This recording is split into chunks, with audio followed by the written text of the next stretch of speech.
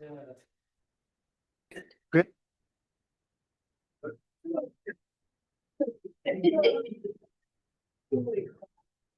And you are live. Good evening, everybody. Welcome to Tuesday, July 21st, 2026, Ione City Council meeting. We'll be going to closed session shortly. The City of Ione welcomes, appreciates, and encourages participation in the City Council meeting. The City Council reserves the right to reasonably limit the total time for public comment on any particular noticed agenda item as may deem necessary. Chance, will you please take roll? Councilmember Atlas, Here. Member Mitchell, Here. Vice Mayor Rhodes, Here. Mayor Bates. Here. Okay, before we go into closed session, we have any public comment, please? No public comment, so we'll go ahead and close public session. Public comment and closed session. I'll read what we have tonight, though. Tonight we have City of Ione versus Allison LaFane individually as doing business as J. Bolden West LLC. It's an Amador County Superior Court case. Okay, we'll go ahead and convene to closed session. It'll be a quick one.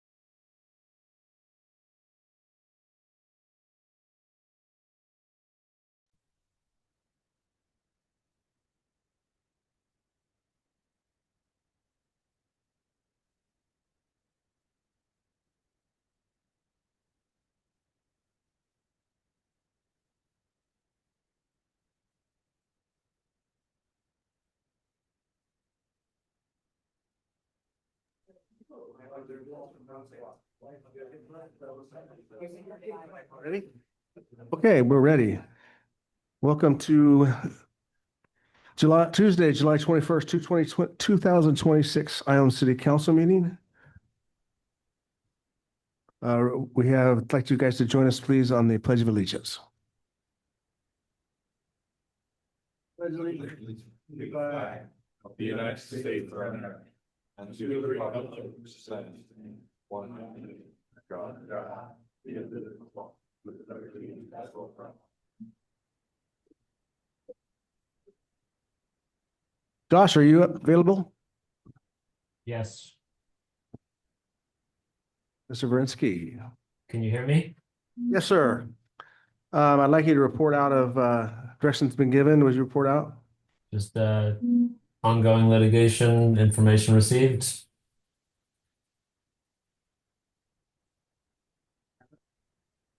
Get that?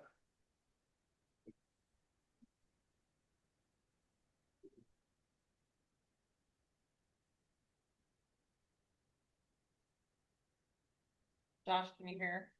Yes, as I ongoing litigation, just case updates, information received. Okay. All right, thank you, sir. We have a motion to approve the agenda now that we've all looked at it.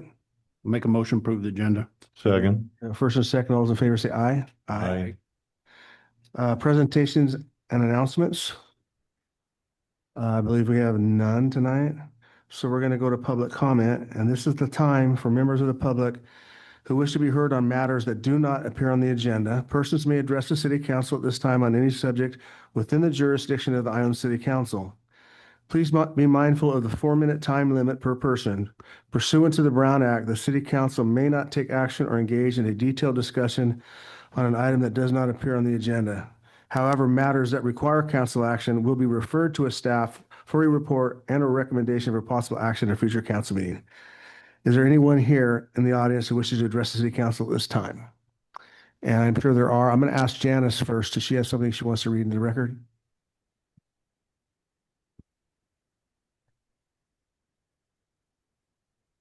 I received an email from Pamela Homondon and asking me to read a statement into the record for tonight's meeting. Can you hear me? Yes, please. Okay. Would you please? And it starts, good evening, Mayor, City Council members, and City Manager. My name is Pamela Pomondon, and I'm here tonight because I believe citizens of Ione deserve more than a dismissal of the recent grand jury investigation. The grand jury was established to provide independent oversight of local government. Its purpose is to identify concerns, evaluate public agencies, and recommend improvements that protect the public's trust. Whether every recommendation is mandatory is beside the point. The findings should not be minimized or brushed aside as just recommendation. The response from City Council matters just as much as the findings themselves. When legitimate concerns raised by an independent body are dismissed without meaningful discussion, it sends a message that transparency and accountability are optional. They are not. Each of you took an oath to serve the people of Ione. That duty includes listening to constructive criticism, acknowledging weaknesses when they exist, and demonstrating a commitment to improving how our city operates. Tonight, I'm asking for more than words. I'm asking for action. I ask this council and the city manager to publicly explain your response to each of the grand jury's findings. If you disagree with the finding, explain why and provide the facts that support your position. If you agree with the recommendation, tell the public what specific steps will be taken, who is responsible, and when those actions will be completed. The citizens of Ione should not have to guess whether these issues are being addressed. They deserve transparency. They deserve accountability. And they deserve leadership that welcomes oversight instead of dismissing it. The grand jury's report should be viewed as an opportunity to strengthen the city, not as an attack to be ignored. Great leaders do not fear accountability. They embrace it because they understand that public trust is earned through openness, honesty, and action. I respectfully ask this council to demonstrate that commitment tonight and in the months ahead of providing the community with a clear plan to address the grand jury's findings and regular updates on your progress. Thank you. Okay, thank you for your input, Ms. Palmondon. We appreciate it very much. So it's read into the record. Do we have anyone else that would like to speak public comment?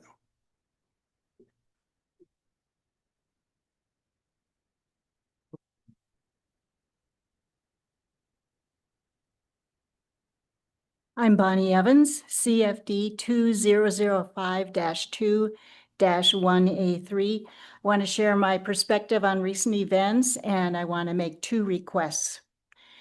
Ione has a city manager that you hired to take care of our city, and currently that's Mr. Lee. And you were elected by the people to oversee city matters and the CFD situation. And while you did that, you were supposed to be representing us, the people. So when Mr. Lee or whoever the city manager is brings something to the table, you're supposed to be sitting there and negotiating not only for the city, but for the people you represent. So in June, Mr. Lee said this is not a direct quote, I was not here that night. There was no emergency, but it was time to build up the CFD coffers. On the tape, I thought I heard him say to catch up the CFD funding. And he presented you with 2 charts, option A and option B. Option B gave our CFD a 0 raise, which meant we still had to pay a chunk of change that we paid the last year and the year before, but it wasn't elevated. And option A said it was a 4% raise, but in reality for us, it was a 19% raise. So he said, you can choose 0 or you can choose 19. He made it an either or choice, when in reality, when there was no emergency, it did not have to be A or B. It could have been anything in the middle. You could have negotiated with him to meet some of his demands, and you could have negotiated for the people to take us in mind as well. So based on the way he presented it, that it was an either or and not a continuum, you went with his plan. And it was I see it personally as a pretty clever marketing tool. He thought you only had 2 choices when you had a continuum to pick from. So based on his presentation, you voted for the 19%. And based on that, I have 2 requests to give you today. This is going to come up again for sure next year. And so this is in advance. I'm asking you, when someone presents, whether it's a head of a department or the city manager, presents a proposal that's going to cost people money, that you would listen carefully, you would take away the marketing ploys, and you would listen to what the actual facts are. You would negotiate with him to meet his demands, but you would remember that you're representing us as well. And we are people. We are families. We live in track houses that have become our homes. In my neighborhood, there are brand new homeowners with their babies. There are families with teenagers. There are retired people. We have an empty house because she died and got to live there all the days of her life. So they're homes with memories in their families. There's homes with people who are carrying their own burdens. And now they are required to carry the wishes and the dreams of the city as well. And in my opinion, we pay more than our fair share. So that's all I'm asking of you, that when you come to the table next time, you would listen carefully and discern what is really being asked of you. And if there are more than 2 choices, to take another choice if possible, that you would listen and you would represent us and be fair to us as well, because people and families pay the price of your decision. Thank you for listening. I hope I was heard. Thank you so much, Bonnie.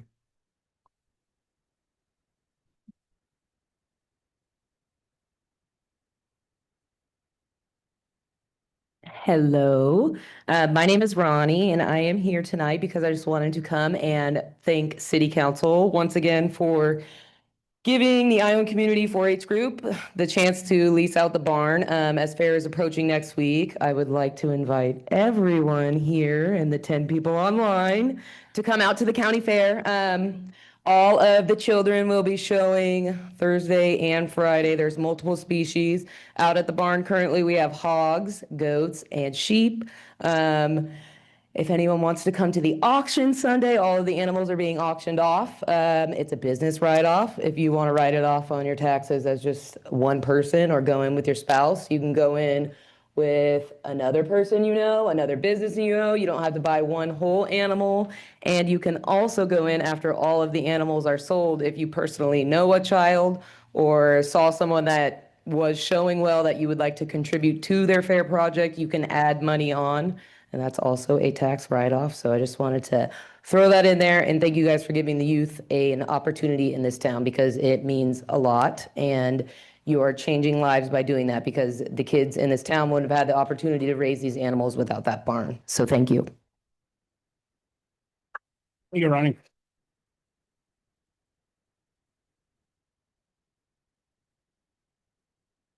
I just want to say I went out to the music at the amphitheater 2 weeks ago or a week ago, and it was beautiful. It was really nice. It was a hot, but with the shade structure, it wasn't bad at all. Got a little breeze. The food was good, and everybody enjoyed that. Some of them enjoyed the hard drinks. And there's another concert, I think, on the 8th of August.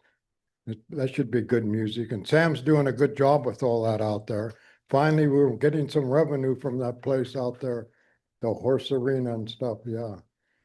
And let's see what else. And everybody's doing a good job. And the grand jury report, what you do, I don't know, everybody's all upset about, no, what you guys do, you get it. And then you guys fill out everything. You answer all their questions and it goes back to them. And then they'll find something they don't like and then they'll send you something else to do. But I mean, you gotta, everybody's getting upset. You guys are gonna fill it out, send it up there, and then we're gonna see what goes on, you know? And I'm not gonna say much about the grand jury, but you know, it's just that's it. People complain, so they gotta go look it up. And then I know a lot of people complain about the attorney fee, but when you get the grand jury to send you the paperwork, it costs a lot of money because you have to have the attorney do it. He has to approve everything.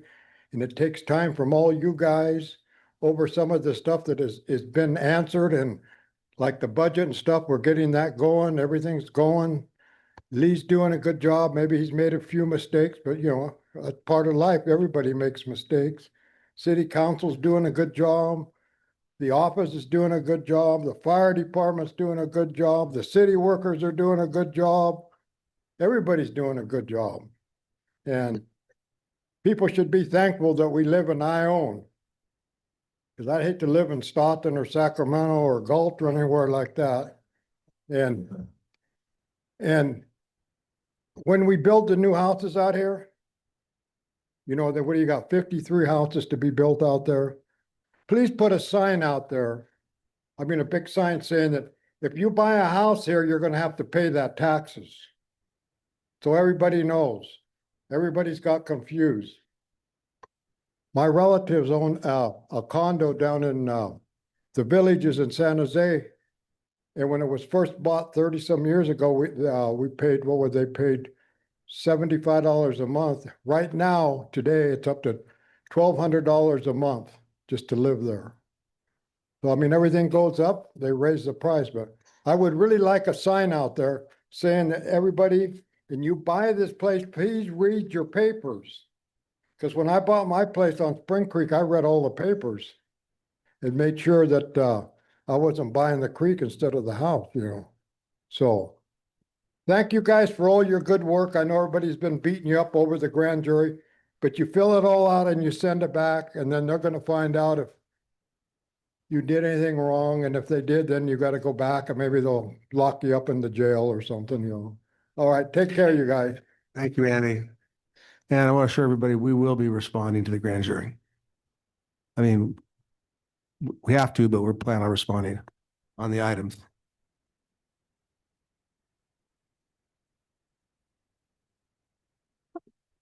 Good evening, everyone. I truly appreciate the opportunity to speak with you today. My name is Patricia Angija, and I have lived in Ione since 2018 with my husband, Brian. Our 9-year-old son, Jonathan, and our 6-year-old daughter, Kaylee, attend Ione Elementary School. I am here to ask for your support in the upcoming election on November 3rd to represent the Ione, Comanche, Buena Vista area as school board trustee. In May of 2022, I read a very concerning article in the Ledger Dispatch entitled Ione Principal Weighs In on Ione Elementary, which detailed the appalling conditions of the campus my son was set to attend that fall for his first year of school. This is what initially got my attention to keep a close eye on the school district. I have volunteered with the Ione Parent Faculty Club and in my kids' classrooms since my son started school. Public service is extremely important to me as a way to help better our communities and to give back for all the help I received as a kid who grew up in poverty and who attended Head Start and public school all the way through university. I've spoken with teachers, staff, principals, the superintendent, and community members to get their perspectives and priorities for our schools. I had attended the school board meetings online up until August of 2025, when I decided that I needed to speak up for all that I had seen and heard over the years. Since August of 2025, I have attended every school board meeting in person and offered my ideas, perspectives, and questions in hopes that the board and district leadership would view the public as a partner in making their decisions and improving our schools. Because of my public comments, many community members have reached out to me to express their appreciation for my words and advocacy and share their opinions on our district. To my surprise, some even encouraged me to run for school board. It is my belief that the School Board of Trustees should serve as checks and balances for the district and county office to ensure the best possible outcomes for our students, teachers, and staff. As elected officials, the trustees should advocate for the desires of their constituents whenever possible and reasonable.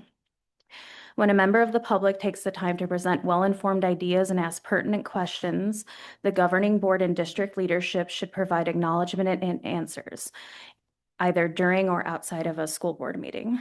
I will make it my priority as trustee for District 2, if I have the honor of being elected, to always respond when you reach out to me and work to get your concerns addressed and questions answered. I want to be able to have a vote that will reflect the best interest of the Ione area, our kids, our teachers, and our community as a whole.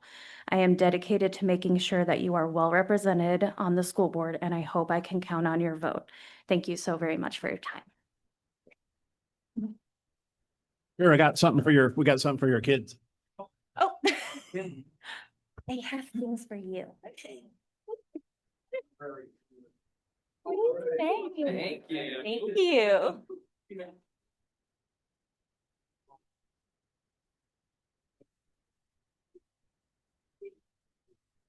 Hello, my name is Anna. I'm a little bit of a nervous speaker and this room terrifies me, so just bear with me. I just want to say a little bit about me that I grew up here and came back after having a family and wanting a slower pace to life. I welcome responsible growth in Ione, and I love meeting families that are moving here to raise their children or to retire. I feel like meeting new people helps us learn a little bit more about the world we live in, sometimes even ourselves, some of my woo-woo thinking. I live in Wildflower and I pay CFD taxes. I bought my home knowing of these taxes, but also if there's an issue with equity of our town, I believe that it's our responsibility to come together so everyone feels represented equally.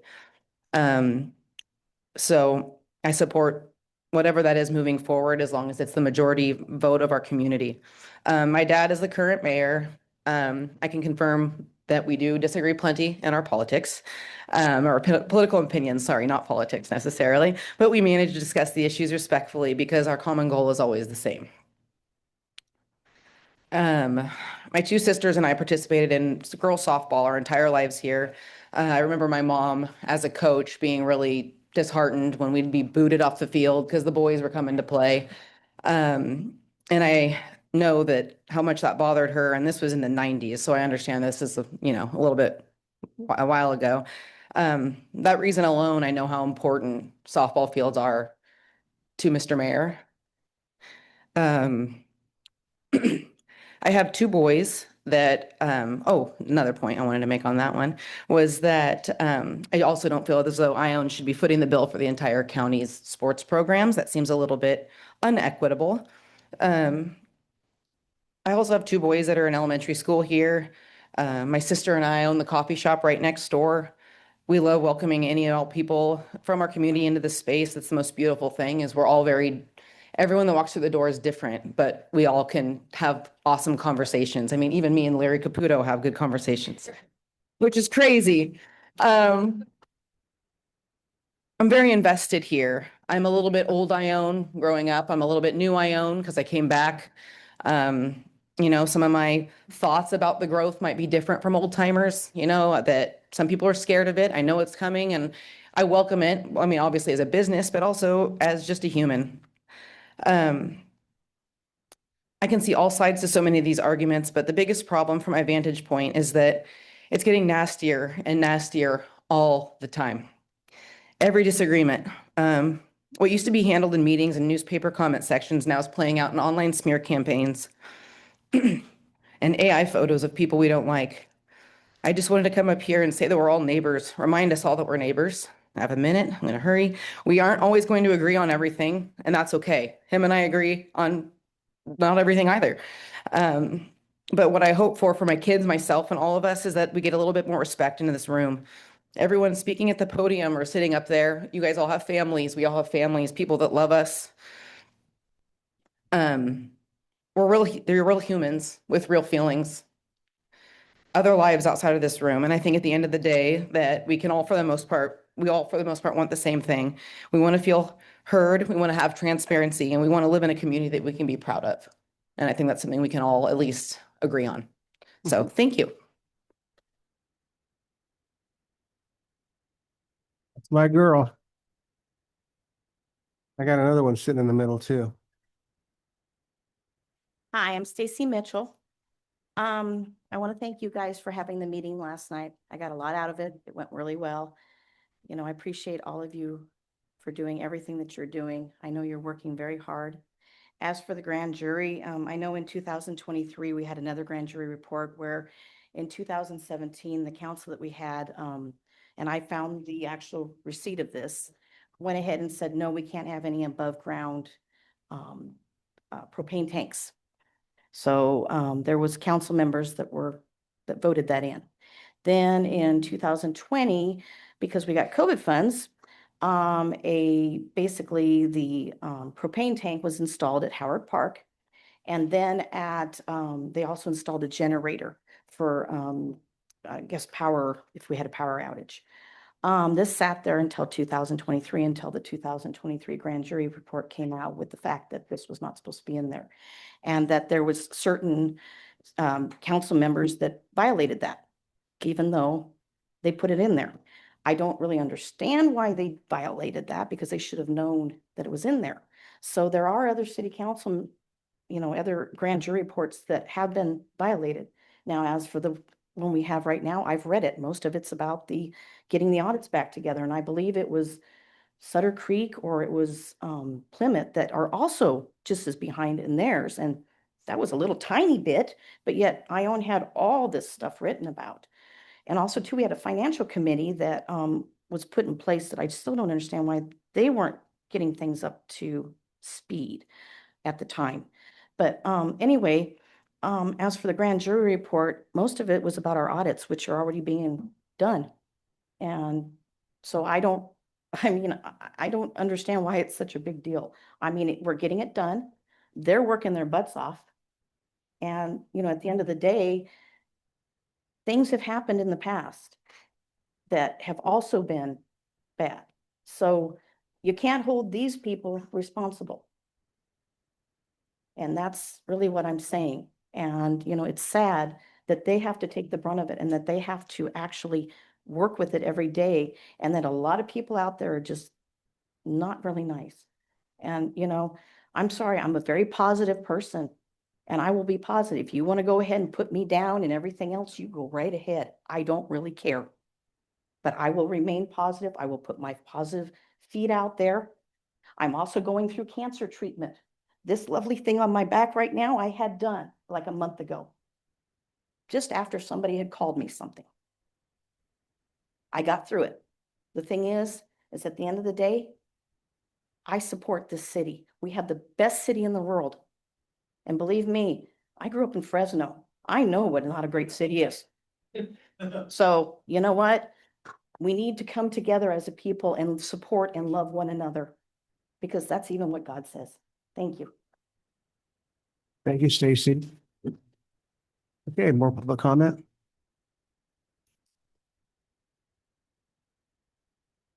So I guess I'm one of the victims that Ann talked about. I've been personally attacked by a committee member. I brought it to Josh's attention that he's violating the new protocol manual. He's called me an idiot online. He says I've had felony charges. I've been arrested. Just so you guys know, I've never been arrested in my life. Most I've ever had is a speeding ticket, and that's it. But you have a member that's putting this stuff online that I've been arrested and the whole bit. There are people in here that have been arrested, but one of them is not me. I'm getting accused of lying. There are people in here that have been arrested for lying. That is not me either. The most I've ever had is a speeding ticket. So today he tries to put the moniker on me of Mr. Dishonest Dave or Dishonest John. I was simply trying to explain to Rachel Aguilera about the guy that had the soccer thing that he Does wanted. this have to do with the city, Dave? I know it's public comment, but I just It's got, a comment. I can talk about anything that's not on there, right? Yeah. So I'm just calling this out because I think he needs to be censured or resign. So okay, you can't violate the manual like that. I want Josh to hear that. Okay, so that's what that's about. okay. Okay, Josh is on. Don't get angry, Dave. Just calm down. Well, you're interrupting me. I'm losing minutes Okay, or seconds another- while give you're me doing another it. 15 If you're not minutes. stopping the clock, can I reclaim my time? Yeah, I just said. Okay, 15 thank you. seconds. Thank you. All right, and the other thing is, I want to make sure that I said at this meeting, because it was recorded at the last meeting, I was not able to respond. Again, I said it last night. I called the White Brenner Law Firm to talk to Mr. White to basically say that the meetings were getting out of control. People were yelling at each other and people were being told to shut up and sit down. That the problem with this city is the new people, and all that stuff. I went to call him. He was not there. I get a call back from Josh. Josh wants to say, what are you calling about? And I said, what's going on? I wanted to talk to him. And Josh wanted to talk about it. So I said, I guess I don't have a problem telling you, but the meetings are getting out of control. And I think it's his position to call time out, get people to settle down, because we had Amber sitting in here and she was told to shut up and sit down after she was accused of saying something that she hadn't said. So that was a call I made, and I said, the challenge is if you guys don't get control, the only recourse these people have is the grand jury. It's getting to that point because every meeting was being controversial. People are yelling at each other. We had the mayor yelling at people to sit down. So I called him to give him a heads up on that's the way it looked like it was going to go if you didn't get it under control. I thought he should have been getting it under control. So, but he portrayed it last meeting as if I had filed or I was saying they had filed. Nobody had filed then. I was just trying to give the owner a heads up. It's going to that place because people are not being heard and they're being yelled at from up there to down here. I'd never seen anything like that. I've never seen a male tell a female to shut up and sit down like that in my life. I was not raised that way. It just hit me hard. So I was trying to get Mr. White himself so that he knew his law firm was representing that, because if it went to the grand jury, it was going to be bad reflection on him. So we can say that, oh, this thing's not that bad, all you want. There's 60 complaints in there. Some of them are, Dominic would get something signed. You guys said you had to have 2 people sign and then it would get on the agenda. It wasn't getting on the agenda. The softball guy's trying to get on the agenda. It's not getting on the agenda. The grand jury found that 3 people were deciding, and the city manager were deciding what was going to get talked about and what wasn't. And the other 2 had no voice at all, even though they were getting signed. The 3 didn't even have to get a signature. So there's a hell of a lot more than just talking about past money. I mean, there's some really stuff you guys got to look in the mirror and try to address and move forward from. I'd love to see a civil meeting here, but when I get shots at me from a guy that's on committee here that's with the city, he's violating your protocol, man. Time's You up. gotta read that. Any more public hearing? Public comment, I mean? Please.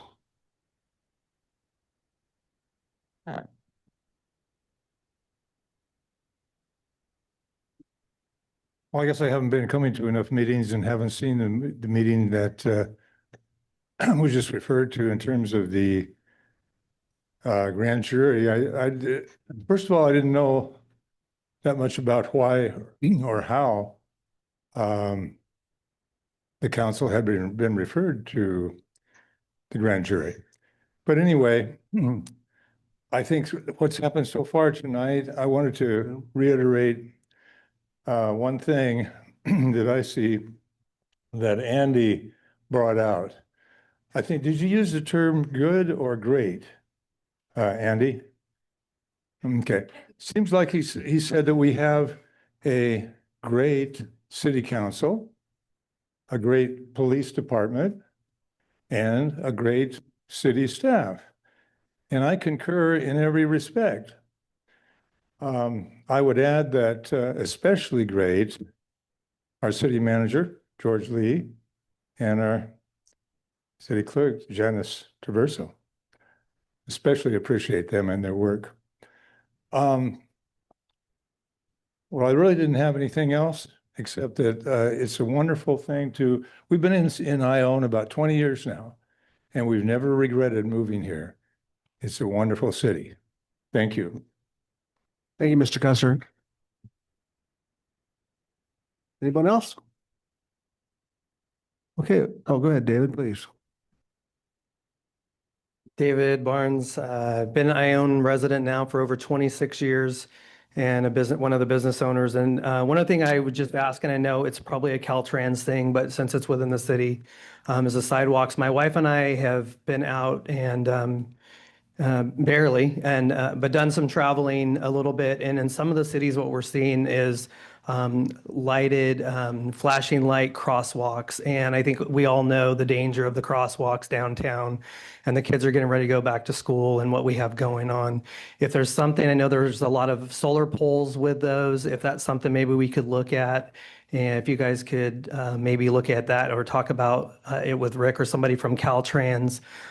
So it isn't of a cost, it's a solar, the button, and then they're lighted crosswalks to try to at least create a little bit more safety, at least from the downtown portion where the kids are getting out of school, trying to get across the streets, or just today, actually, some lady threw her hands in the air as she's passing through, and my mom and I are literally in the middle of the street in the crosswalk. So just from that standpoint, I think it would be one of those things to help make downtown a little bit more safer if you guys have any kind of say so along that. And thank you for what you continue to do. It's not an easy job. Hey, David, I encourage you tomorrow or whenever, come down. We're working on the issues you're talking about as we Yeah. speak. Okay. Come down and see Mr. Lee about that, okay? Okay, We'll cool. go over it Thanks. with some of the things we're trying to do. All right. And we have any more public comment? Okay, we'll close public comment. I have one comment I want to make because I think I want to stress this is that, and I'm not saying this because of Mr. Johnson's comments. It made me think of it, but I'm not referring to that. I'm not gonna, but we cannot have people in the city contacting our attorneys. That just doesn't work. And particularly if citizens in the city, people in the city of Ione are complaining about our legal fees, that's hypocrisy if you call our city attorney. From now, we'll discuss at some point about billing people if they do. So just want to put that out there. Okay.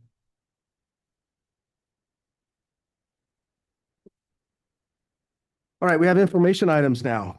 Number one is a fire department monthly report of June of 26, wastewater treatment plant monthly report of June 26. All matters listed under this category are for information only with no action to be taken by the city council. Our consent calendar. All matters listed on this category are considered to be routine and will be enacted by one motion.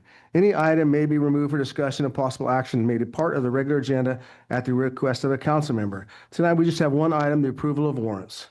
So my question is, do we want to approve the calendar or does somebody want to approve the warrant, open the warrants? I make a motion to approve the consent calendar. Okay, we have a first on the motion. Do we have a second? Second. Second, all in favor, say aye. Aye. Oppose? Nope. Well, do you want to bring something up? Nope. Okay.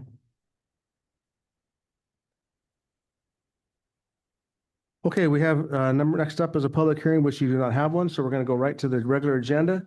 And this is Andrea's big show here. Audit update 2022, 2023, 2024. Sorry, Andrea, I don't want to make a date. So item number one will be the audit update. Number two will be the budget review. And what we're going to do on this is going to be revenue summary of 25, 26, revenue detail of 25, 26 with 26, 27 projections and budget expense worksheets by the department. Sure show. All right, thank you. Thank you, everybody, for attending. I know I mentioned this several times last night. Anybody who wanted to attend, that we'd be having the budget meeting. So for the audit update, the good news is the 23-24 audit. We have the draft report that was sent to us Friday night. It does require management response that we'll be getting to next week. I'm hoping to have it to council at August 4th for you guys to review and then bring it back August 18th for acceptance, which is my birthday. So I'm quite happy that we could get the audit approved on my birthday. I think that's appropriate. So, and then from there, we'll be looking at when to start the 24-25 audit. I haven't got confirmation from our current auditor. We've been asking that he do our next two audits. He asked if it was possible to do limited procedures for 24-25 and 25-26, and we said, no, we absolutely need a single audit based on the information that council has given us. We did do the limited procedures for 21-22 and 22-23 to catch us up so we could eventually get caught up. So our goal is to have him say yes, and then we can start our next audit around December for 24-25. Sooner the better. I agree. It's a lot of work. All right, so any questions on the audit, or I guess public comment on the audit? Any questions, Councilman Atlan? Mitchell? No, I appreciate the effort put out. And thank God for you and the staff for getting this moving along. The sooner the better. Is this me being serious? And I know you're going as fast as you can. It's an important, critical piece for the city as we move forward. And I know you know that, but I certainly, as I jump in and say sooner the better, make sure you understand I appreciate everything you're doing, and I know the city does. We are answering some serious problems and deficiencies that we inherited, or I inherited, and I like having it come up to date. So thank you. Vice Mayor Rhodes. Notice, thank you, and make sure Jane says we all appreciate her, because I know Yeah, she's in very the good. background and Yes. no one knows what she's doing, but And she's been working on the audit since 1819. I feel like you've versed me very well, Andrea, and this is so important because it opens up so many doors for the city, and it gets things like the grand jury report off our back, helps us with our credit rating, the whole 9 yards. So, no, I feel like I feel satisfied with what I know. Thank you. Okay, now number two, the biggie. Oh, I'm sorry, public comment. I apologize.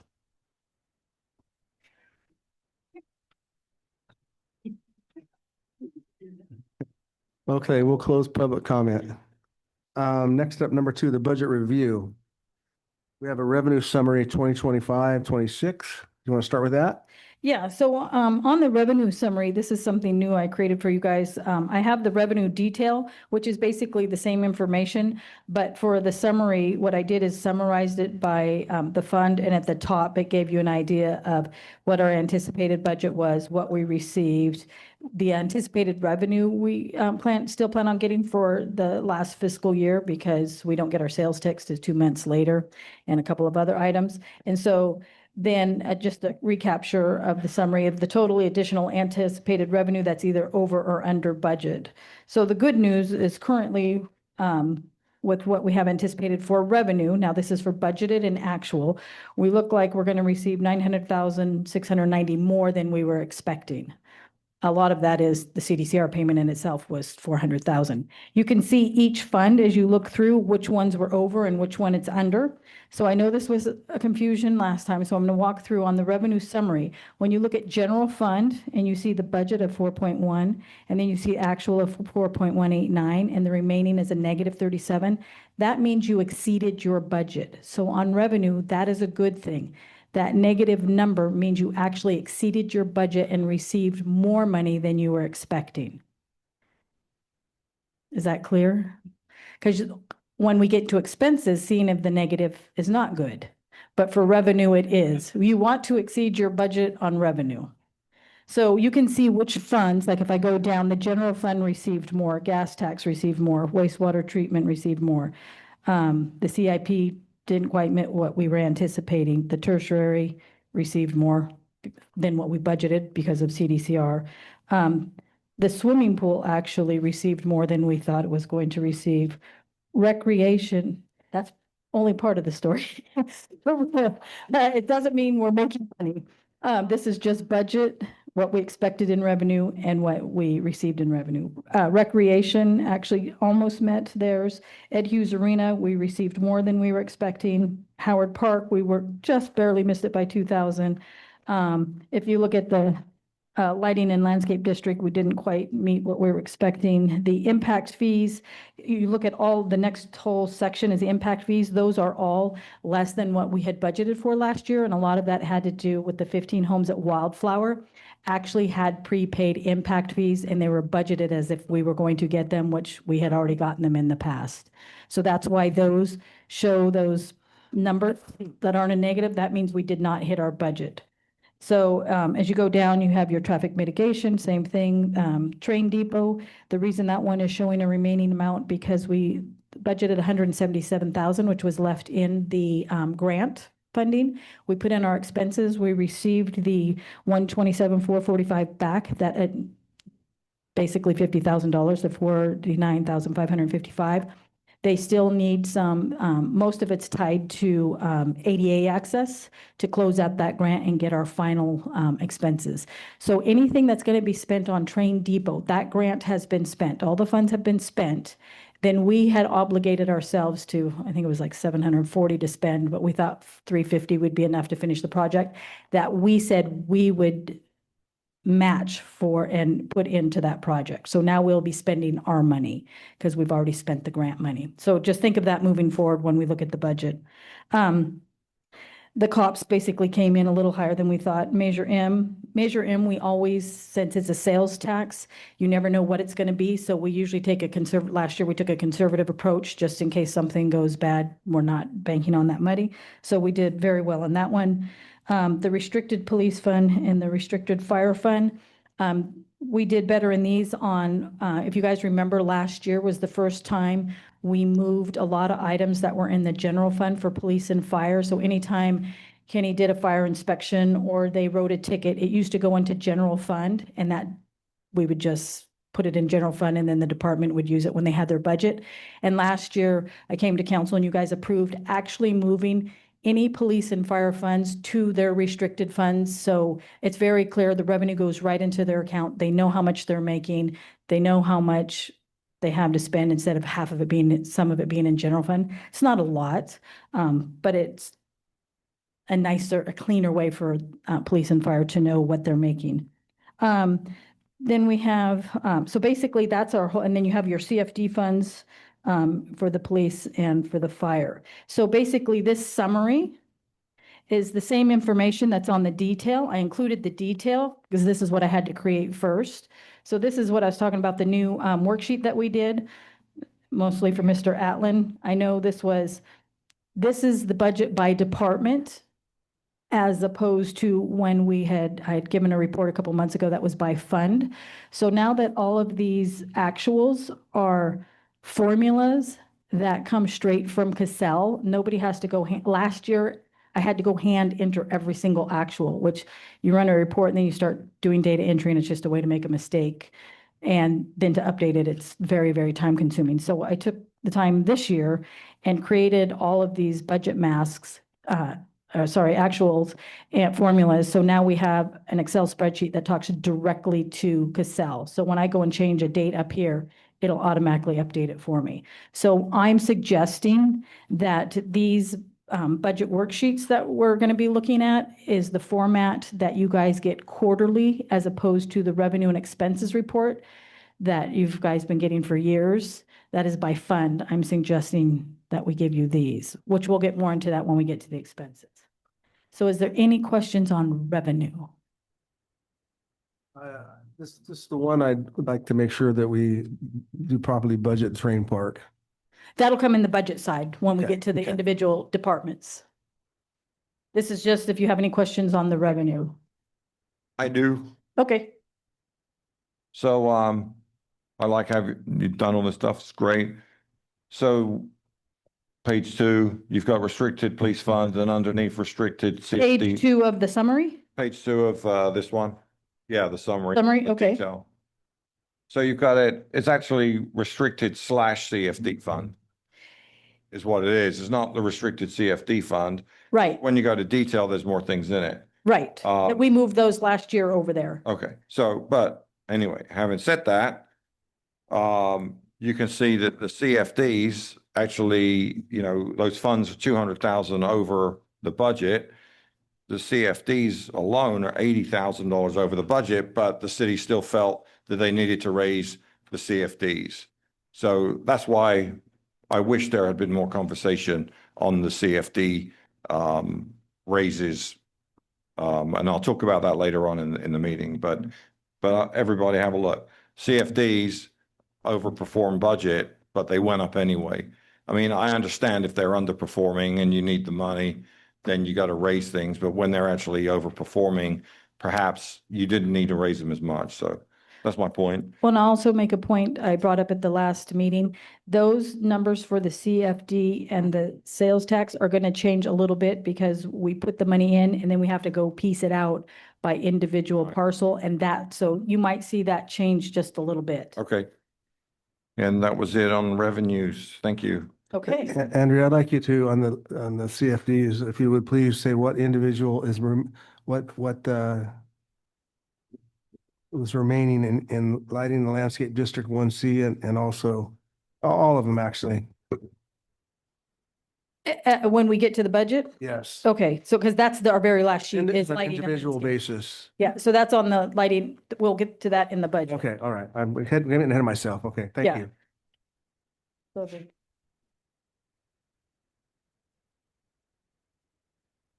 I don't have any questions. Councilman Mitchell? Oh, I'm good. Okay. Public comment?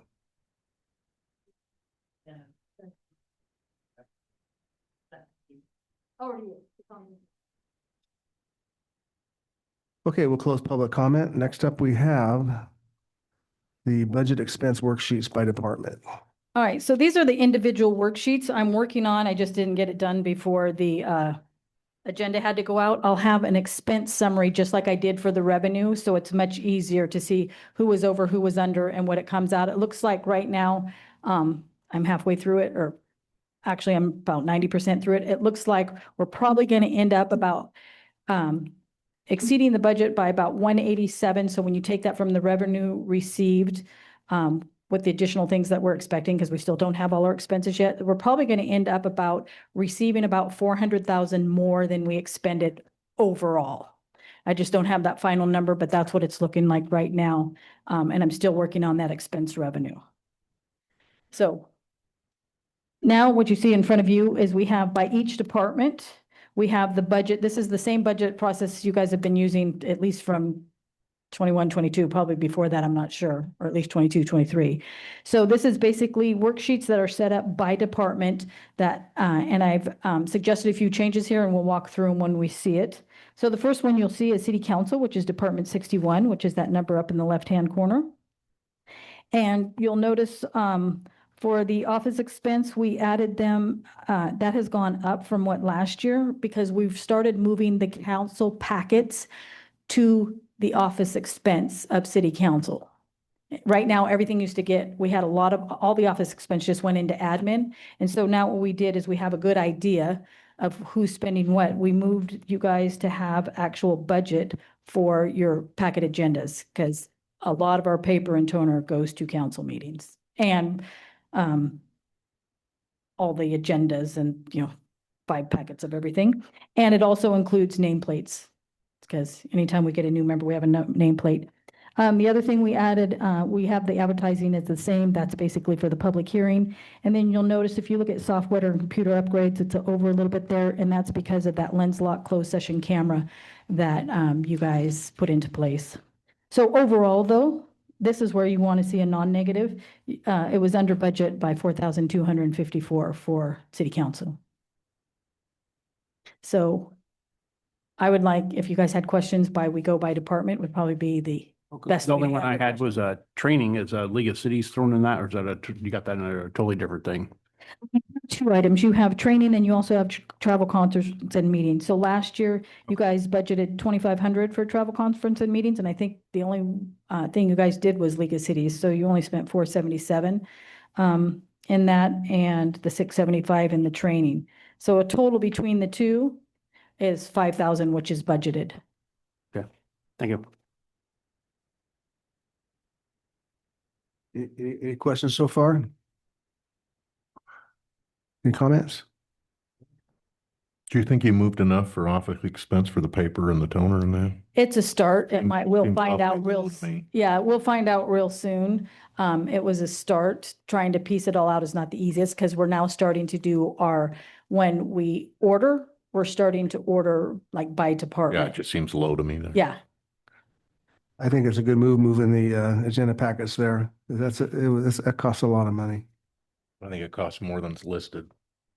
Oh, I can up it. Councilman Allen, any comments?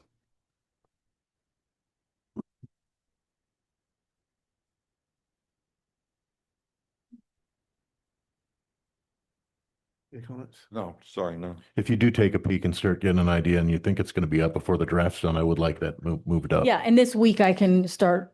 I'm I was a just- little busy last week, so I didn't. No, I get to that. understand. I understand. Yeah. And I appreciate the fact. We it's still just have started, some but room. Right now, the general fund still has a little bit of wiggle room where we can up some items because that'll hit the general fund directly.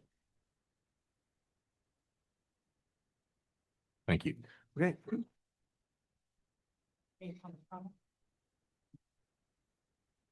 Okay, so if we're moving on from city council, our next department is city clerk. And so with city clerk, you'll notice we had a increase in the special department, and that's because we have elections coming up. So our city clerk had advised us that we need to increase the budget due to the elections. This one also came in under budget. There's not much to this one. Basically, they have the special department, software programs, and then any special services that is required by so their budget is fairly simple and straightforward. Once again, any questions? Anybody sound? Anything good? No. We're going No? through the nice, easy ones. Okay, City treasurer, this is the easiest one of all. Basically, it's 200 a month plus the taxes and nothing else. okay, once again, go ahead. Now they start getting thicker. So now we have administration. So administration, you'll notice, if you're looking at, so we had, in our, staffing, we still had some remaining in our budget, and that was mostly due to, we had an employee go out on a maternity leave, so she was no longer in that position, and then she didn't come back. So that's why there's, the budget, the 117,000 that wasn't spent for the employee services. So it came in under budget. And then you'll notice there's some other big special items, like the professional services, that were over. And a lot of that was, some audits, and that was the biggest one we had for the special services. So the total operating was over budget by 3,000, but when you take that from the previous, total administration budget came in 114,000 under budget. And then moving forward, what we have is, you'll notice there's a little bit of increase from the fiscal year 25-26 budget and the 26-27, and that has to do with the new position of HR is in that, and then the step increases. Every year you'll see every department, everybody has a yearly step increase if they receive a positive review, or so they have a built-in step increase that you guys approve with the salary schedule. So that's why you'll see there's a little bit more there. But we did do is we dropped the expense. You'll see it went down from 107 to the 64.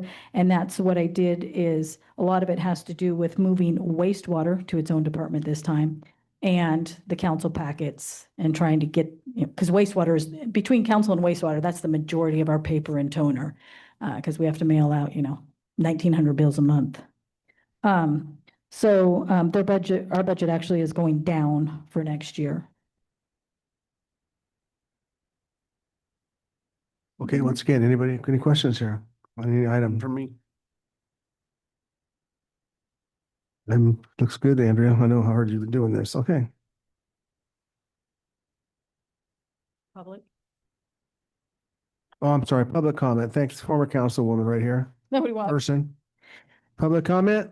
So the next one is recreation. So I Close stopped. public comment. No, sorry. Sorry, I was moving on. So 67, recreation. So this one has also had some major changes to it. So we had a position for the recreation coordinator, then it became a director, and then that position was empty. So you'll see that they are under budget in their salaries for that reason, that employee left. And then you'll also see in their budgeted for fiscal year 25, 26, it's a little less for 26, 27. Actually, sorry, a little more. I was looking at the projected year and it's a little more, not by much. So basically for budget, now remember, so they came under budget $28,000. I don't remember last year, but recreation, the pool, the arena and Howard Park, all last year were slated to lose money. That's how it was budgeted. They don't bring in enough revenue. So this year with recreation, as the way it's budgeted, that 150.95. I've got this summary sheet that I gave you guys last year. As soon as I get it updated, I'll bring it to the next meeting for you. Right now, recreation will be a cost to the general fund after they receive the revenue of $82,000. So that's $82,000 that the city is dedicating to cover the shortage between the revenue and expenses for recreation. So I just want to make sure everybody understands that recreation doesn't pay for itself. So the general fund would provide $82,000 to cover that program out of that 150. Covered itself? No, parks don't cover themselves. Or never have. I guess technically someday they could, but they haven't. it will.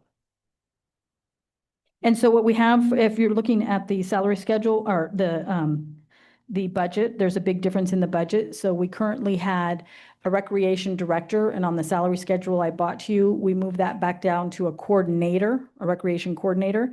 And that's why that is lower. And then we upped the recreation operations budget just by a couple thousand, about 5,000. That was a good move, by the way, doing that, combining those. Any comments, Councilman Allen? Yeah, it's, how do you allocate recreation to the, say, the funds? So you got swimming pool, recreation, Ed Hughes Memorial and Howard Park. So As you know, I've been asking for budgets for the various departments. So I was hoping to see particularly Ed Hughes.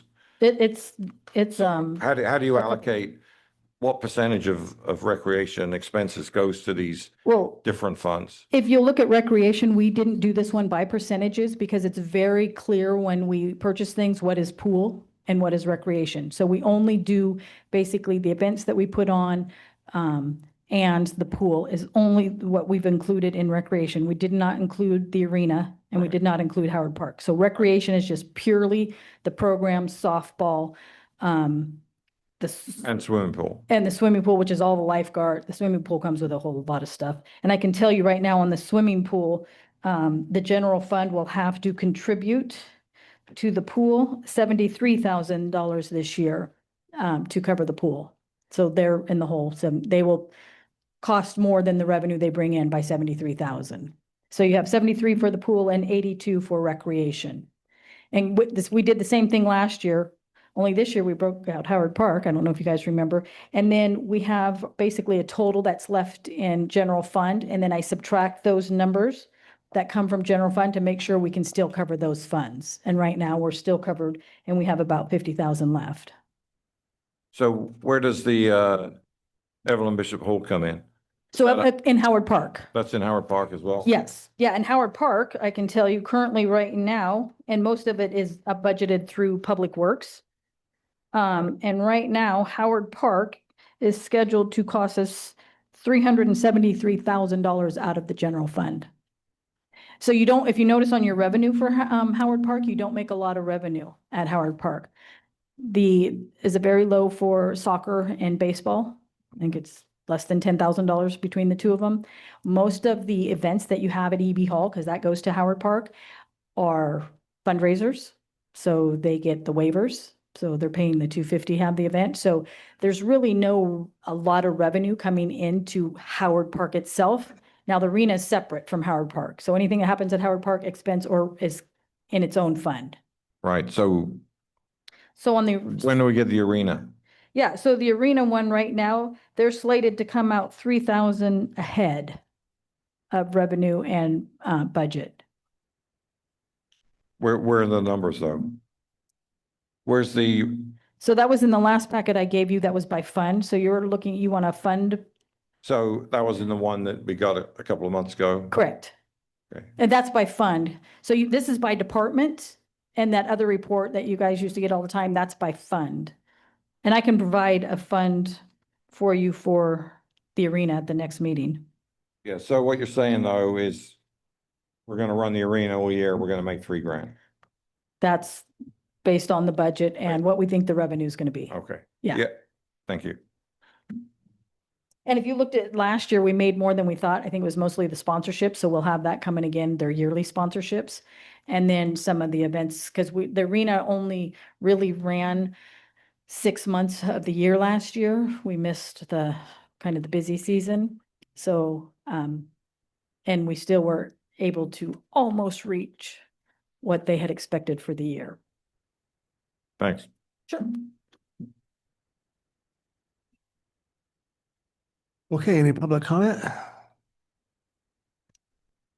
Yeah, one for Howard Park. I think I mentioned this one time before, but like George was saying, he wanted to make sure that the residents of Ione could always use the park for free. But we have a lot of events that go on out there that they're renting the hall or whatever, that you could charge like $5 parking. I've seen Angels Camp do that where they partner up with Boy Scouts or Little League kind of a thing, and they'll collect $5 or $10 for people that are coming in and out of the area. Because if you're taking, I think your number was like 80,000 out of the general fund to subsidize that. 43. 343 for Howard Park. Okay, 343. We could put a dent in that if we charge people outside of the area, maybe $5, $10 to park. Everywhere I go, other than here, I always have to pay a parking fee. So I think you could make it a benefit for the citizens of Ione. I showed you that thing that hangs on a mirror. You could get something like that where they could drive in, you could see that, but anybody else, maybe they pay $5 or $10. That may help offset some of the stuff, because you've got bicycle stuff out. There's a lot of events, and like to your point, charity gets the hall for free, but all those people that attend could pay a parking fee. So just something to think about, that the general fund wouldn't have to subsidize it. You could get people that are actually using it to pay some fee to come into the park. Any more public comment? Mr. Barnes? So question, because I heard was it $73,000 on the pool side? That is a negative. Yep. So how does that compare to when ACRA was overseeing the pool? Was it better or worse? Does anybody know? A couple years ago, I think it was at 90 because there was a couple things. So we have to take care of the pool no matter what. The school district has said, nope. They want absolutely nothing to do with the pool. They do not use the pool for PE or anything. So we have to maintain it year round. So that's where our staff time comes in. When we had ACRA, we paid ACRA $20,000 to run the pool, plus take care of the pool. So we're always around 80 or 90 total, because we still had to take care of the pool plus pay Accra. And then we paid like 32 to Accra to put on events and the programs in the community. Addition to that 20.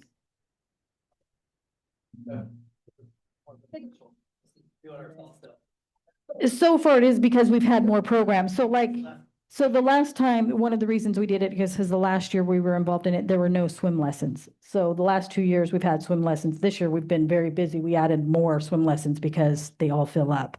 So that's been a very successful program, the pool and swim lessons and Jazzer Splash, which is very fun. Any more public comment? All right, On the park, since we got the sprinklers put in and are fixing the park up, has anybody thought about hosting tournaments here for soccer? Since the World Cup was just here, everybody's into it, and Morgan Hill has a big soccer complex, and they really use that for tournaments, and they bring tournaments. My kid's a professional soccer player.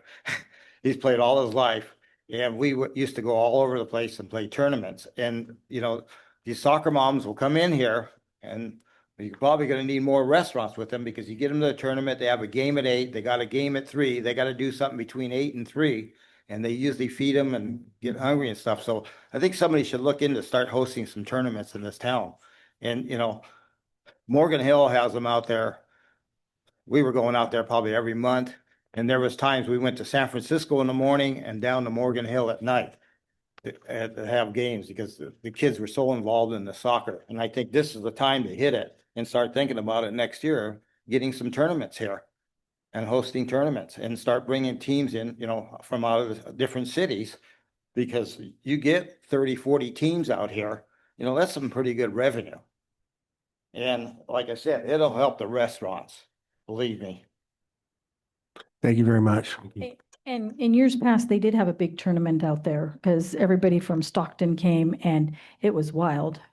Because there's not quite the parking yet and the roads and the dust. So it was a lot. So that would be a high priority if you want to do that, to get like the paved roads and the paved parking in. Because there has to be clear delineation, because it was quite the wild time.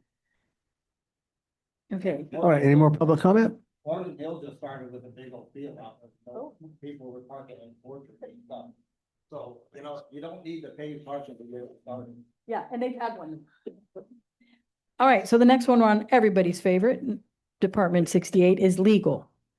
So if you look at legal, I have a note right at the bottom. I want you to make sure. So when you look at the budget last year for legal, we had it just, everything was under legal, and then out to the side, it said if it was going to come from general fund or the wastewater or tertiary.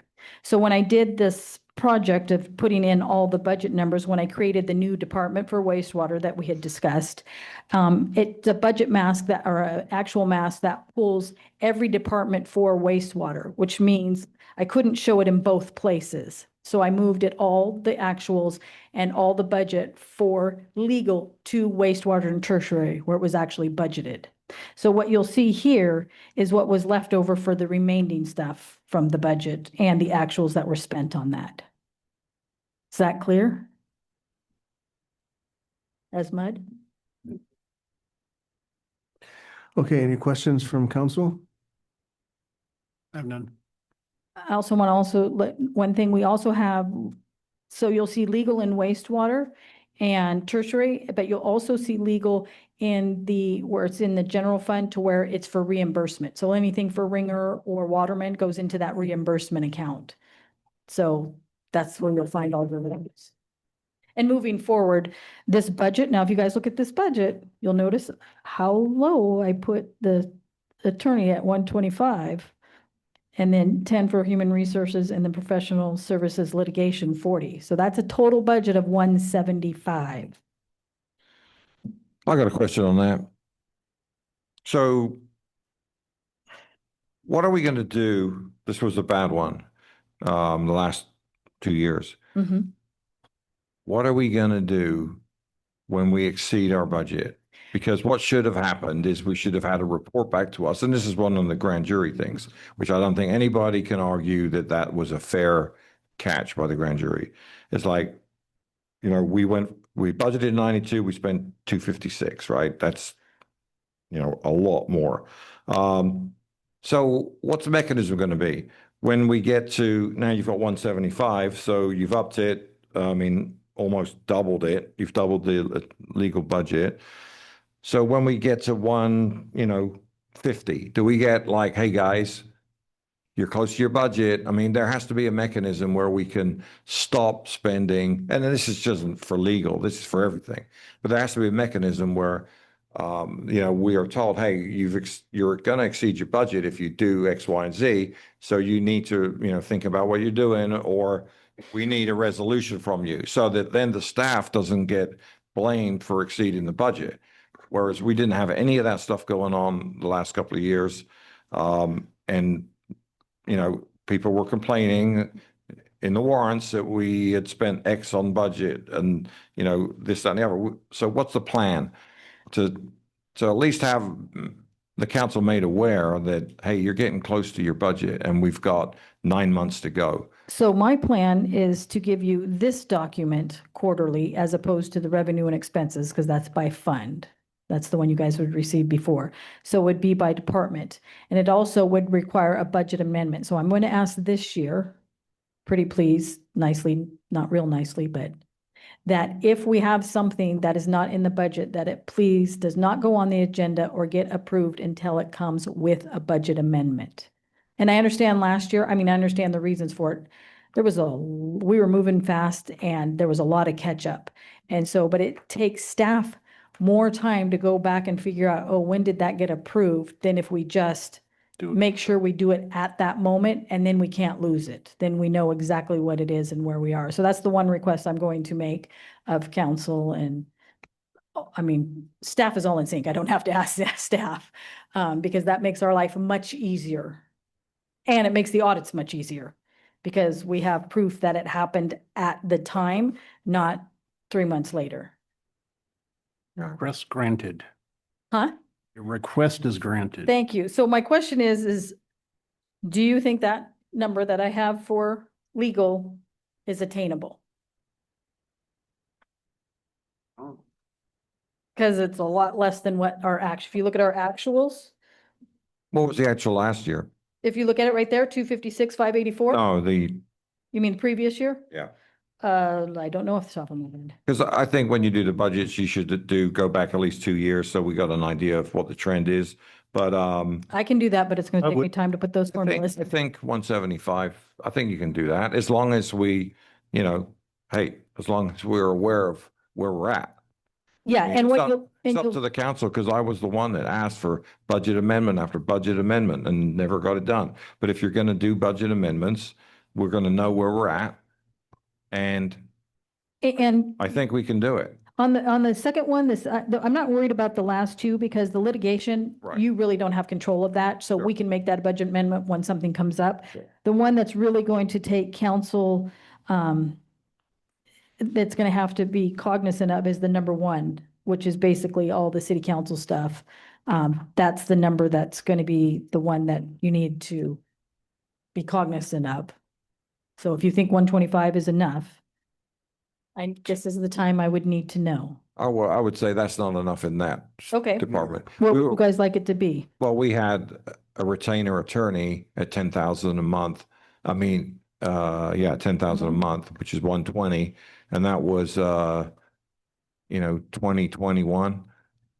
So, I think 150 would be, realistic. So that takes it up to 200. The other things, of course, we have no control over if somebody, has a slip and fall, or if somebody decides they don't like us and they want to sue us. We got no control over that. Correct. So that, I don't have a problem if it changes. But the one that I do have a problem with is, the everyday legal fees. We should not have our attorney do staff reports. We should not have our attorney redact things. There's people here that can do that. We have people here that can do the work. We just heard how great the staff was, and they are. And anybody can redact, take out personal information, right? That means your name, your phone number, address, take it out. Everybody here can do that. We don't need to pay the attorney to do that. And that was I think one of the problems is that we were paying the attorney to do things that staff could have easily done. Well, and we have- And if we're not going to do that in the next budget cycle, we can make the numbers work. So is everybody agreeing to upping it to 150? So Which equals 160? 200, it'd be 150, so the total would be 200? I definitely think it's too low. I agree. I think it should be higher. Higher My, than my 200? 150, I agree with that number. Okay, My concern is how things like this can get over budget is, all we have to have is a personnel issue or something, and those things can cost a lot of money. well, and those are the two bottom ones, the personnel and the litigation. Those, we are just Yeah, taking a stab because you don't have any idea. Yeah, okay, that's a stab. Okay. Yeah, so it's the top number that I'm trying to Yeah, get. the top number as far as obviously the 210,000 actual, yeah, I'd stick with Yeah. 150. So if I change that to 150, it brings that total to 200. And this does not include wastewater because I've moved wastewater and That's right. tertiary out. I'd do it. That's fine. That's fine? Okay, I'll move that to 200. All right. Police, and I actually have the police chief here because there's a lot of details. So, so if you look at the police on their actuals for their staff, they were also under budget. And, on their operating also under budget. So overall, they were under budget. And then we've calculated, we don't quite know for salaries yet for police because they do not have a agreed upon MOU. So what I did for this, because we had to show some number other than just what it was last year, I just put in as if everybody got a step increase, just to give us a placeholder. So this could go up or down depending on the MOU. So just know that number is going to change. Those are just placeholders. And then if you look at the operating, it's actually gone down, and then you get into the capital. Do you have any questions for me before I give you to the chief? I do. What's other contractual services, $500,000? The county. Dispatch? Okay, so what's it gonna be? So you've got it 437 next year. Okay, Correct. So the other contractual services, that's going to be animal control and dispatch. And this year I was able to get a better figure because the undersheriff sent me dispatch's actual budget and told me what our percentage was. So I got that number for dispatch. And then I used the cap amount for animal services, which is, I believe, 79,000 is our cap for the year. And so that's where we came up with the 437. We're able to drop it from the 500. okay, and then I don't know whose question this is for. So there's another two. So I don't like, and I didn't like it last year. The budget's, it's been growing and growing and growing for 5 years. I don't like the fact that the police department rates the gas tax. That should be for roads only. I said that last year. And then I see there's a 250 in here. We already gave 225 last year, and now there's another 250 for capital outlay for buildings. So that brings it up to like almost $500,000. What's that for? So the first one I'll address the gas tax. So the gas tax is when we added the motor officer to the gas tax because they're also the ones reviewing the roads and driving over the roads. So, We can respectfully disagree on that one. all right. Yeah. And then, So so you're asking about the 250? Yeah. Okay, so the 250, that's the restricted funds, that's I discussed it last night. That's our impact fees. And that was put in there for just if anything else needed to be done to the building. Now, last night, I know you weren't at the meeting. I do have the figure of what we've spent so far and what's projected for the finishing of the PD. And that total currently is at 169, 758.27. Right. And that's what we've spent so far. And that's basically everything for us to get moved in. In fact, the plan is we are looking at a month from now being, starting the move in of the building. So A couple things I do want to point out, and I know you pointed out the 250. You'll notice that if you look at the capital outlay, it's actually 104,344 over for last year. I want to point out that that amount that was actually the actual on that, that also included the down payment for our building. So that came out of my impact fees, which are the restricted fees. So that's why that's over. Yeah, the appraisal came out of that. All the title, all that stuff came out of that fund for the building. So that's why that number's so high. But the 250 for budgeted for this year is in there. So if there's other things that need to be done, we have that money available and it's budgeted. So I don't want to beat you up here. I mean, but you said that the building was moving ready last May. You told me, you took me down there that it was going to be 125 to 150 to move in. And now we're getting close to $500,000. And so I asked for this months ago, and I don't know why I couldn't have been given this months ago. Okay.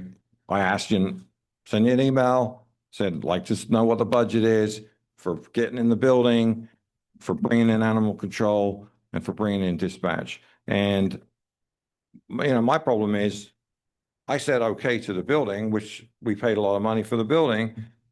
And now we're going to spend 50% of the building just to get it so you can move in. And that's my concern. So I'll leave it at that because I don't want to Well, I beat you just up want more to than I address- already have. So I just want to I'm address, just saying I'm concerned. I never gave you a number when we looked at the building, and I never said it was necessarily moving ready. There was, okay, that's what was said at the council meeting. It's on the record, but. Correct, that was the city manager that said Okay. that, not me. All right. But we are at 169 right now, and that's where it looks like we're gonna end to move in. So the 150 is not too far off. The big thing on that was staying within the CAPCA or CUPCA program, making sure we were under that 230, and we made sure to do that. So did you have any other questions on the budget? No, thank you very much. Okay. Appreciate it. Thank you, Chief. Do-si-do. All right, anybody else have questions on police? I don't. Anybody else have questions for police? No. No? So I got a question on the budget process. Okay. So we just have a little disagreement right now on how the money's being spent. Mhm. I don't like the gas tax. I don't like the being used. I don't like necessarily spending all that money. Mhm. So, I mean, I guess I just get outvoted and the It's money. whatever the council. Or do we say, tells me. or do we say, hey, can you knock that 250 down to like 175? Or, I mean, what happens next? Just like we did on legal. You made a suggestion. I asked everybody, is that where I have to go by the majority of what council gives me direction. So you don't go back and do like another revisit of the budget? Well, yeah, I can. Yeah, other than. It's up to you, of how fast you want. I know we're already behind to get the budget approved. I So, want to leave it in, and I'll tell you why. We get that building, and I understand it's a lot of money. You look at your costs for contractual services, that is going to go up exponentially. And that's proven on anyone you talk to in police, fire. You spend 250 and can do your own calls. You are going to save yourself in the long run, in a longer vision, millions of dollars compared to spending the 250 to get that upgraded and get it back under control, under local control. So I say we leave it at 250. I prefer to leave it the same too. I'd rather have a number there and make sure we're covered. It doesn't mean it can't be carried over. So How much has it increased in the last 5 years on dispatch alone? Oh, it's increased quite a bit. When I first became chief, we were only paying like 200 grand a year for dispatch, and it's gone up considerably. One thing I do want to point out real quick is on that 250, that doesn't mean we're gonna spend that whole 250, by the way. And you can look at the last 3 years, I've always been under budget and I'm very cognizant of that. So again, that's just as a placeholder. I also want to point out that if you look at the last 2 years, 25, 26, if you take my operations budget and subtract the county services, what we pay the county, my operations budget last year, last year, was 134,000. That has to go for training, equipment, all the stuff for the department. This year, I actually cut a lot out of the budget, trying to make sure that we were, looking good. And if you take my operations budget and subtract county services for this year's budget, my operations budget's at 98,000. It's less than 100 grand. My safety equipment, if you look up at the safety equipment, I went from 15,000. By the way, I spent 11,230 this year for safety equipment for my officers, and it's dropped down to 5 grand. So we are thinking about the budget, trying to keep that in check and make sure that, things are taken care of. All right.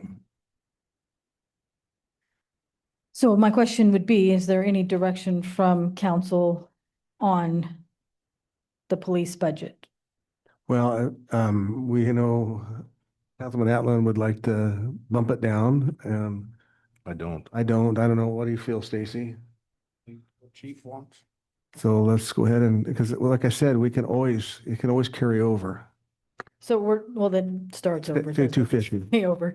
Okay, so it's gonna stay at the 250. Yes. All right. Did we do public? I don't. I haven't. If you're done, I'll go ahead and do it. I mean, at this point. Public comment. I kind of messed up before. I was doing it too often. Any public comment? Okay, close public comment. Okay. On to fire, which is one of our easier ones. So they're Department 75. You'll notice the majority of the staffing is being paid by Measure M and just a little in the general fund. This is more than we've ever put to Measure M. They try to keep a buffer since there's no guarantee, if this could go away or if we get hit another 2008 if, the sales tax revenue drops. So this year we actually, I spoke to the chief, we needed to cut down what we were taking from the general fund. And so they're taking from the general fund, if you look at $131,039 from the general fund. The rest is restricted and Measure M.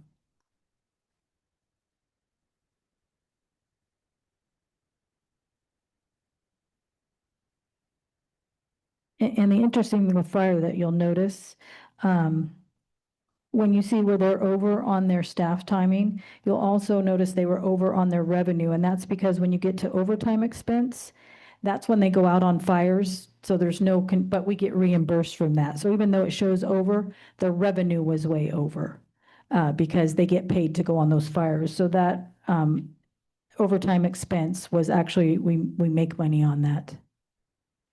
And then if you go further down, I mean, that they were under on their operating budget. And the capital equipment that you see there, they actually came in and spent their fire funds and asked to purchase the 2 engines, and we did a budget amendment. That's why those 2 match, because we did a budget amendment. Andrea, which line item is it that is the overtime one? The second line item up in salaries. The first thing is salaries, wages, and regular employees, and the second one is 5130 overtime expense. You'll see that's over by $104,000, and that's because they went on those fires. When they go out for fires, out and we get reimbursed for it, what line item is that in? That goes in their revenue. So in the very I first understand one, what this is, but I just want, what? this is just expenses. Yeah, but what part of the revenue does it go in? It goes into their 9670. It goes in, we moved everything into those restricted funds. Now, the impact fees don't go into 960, they go into their own impact fee. You'll notice those are those 95 accounts.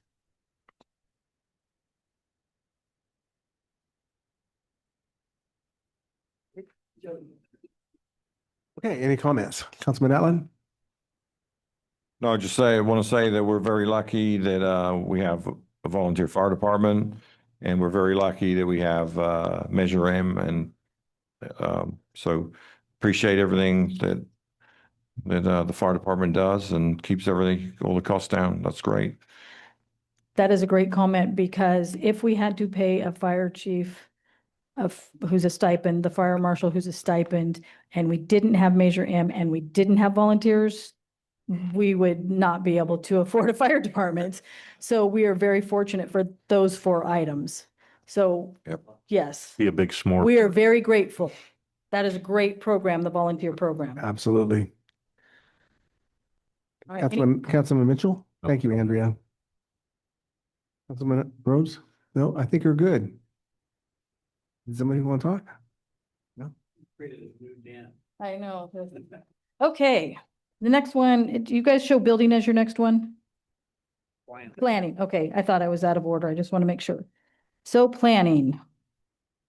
All right, last year, well, you'll see in the salaries, there's just those little amounts, and that's for the planning commission. They get paid by how many meetings they attend.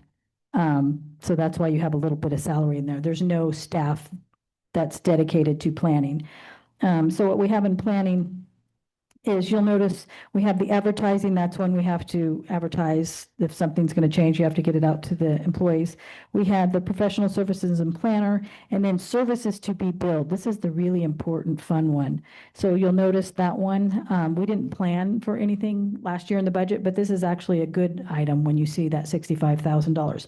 That means that this is the stuff that came in that needs to be billed back out to either an applicant putting something in, so Ringer and Waterman and all those. So that 65,000, even though we went over, is money we're billing back for. So that one's okay. And you'll notice it was over by 68, and most of it's that reimbursement. And you don't actually, I mean, you can take a guess, but that kind of is based on projects. We do know we have 2 big projects coming in, though. That's why I put it at the 70, because we still have a lot going on. Okay, any comments on planning? No? We'll go ahead and I'll do public comment at the end. Okay. Yeah. Is building your next one? Building. Okay, building. So if you look at building, you'll see that it was under budget by 23,000. As I discussed before, that's because we had an employee leave. So we saw a cost saving there. You'll notice we went over a little in the professional service and building. That actually included not only just the inspector, but the contractor employee that we had in that position that we didn't know we were going to have. So even it was under in the staff and a little 5,000 over. So their total budget was $17,000 under budget. If you look at the new 26-27, we've upped the special department expense because that is for code books that have not been updated since 2022. So we put, Jesse had gone over this budget and added that for the code books. And then we have the planning, we dropped the planning a little from, or for the building inspectors, very similar to last year.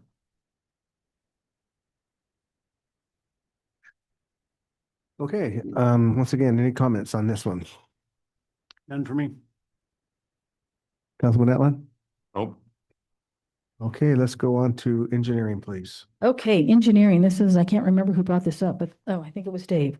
So engineering, Department 90.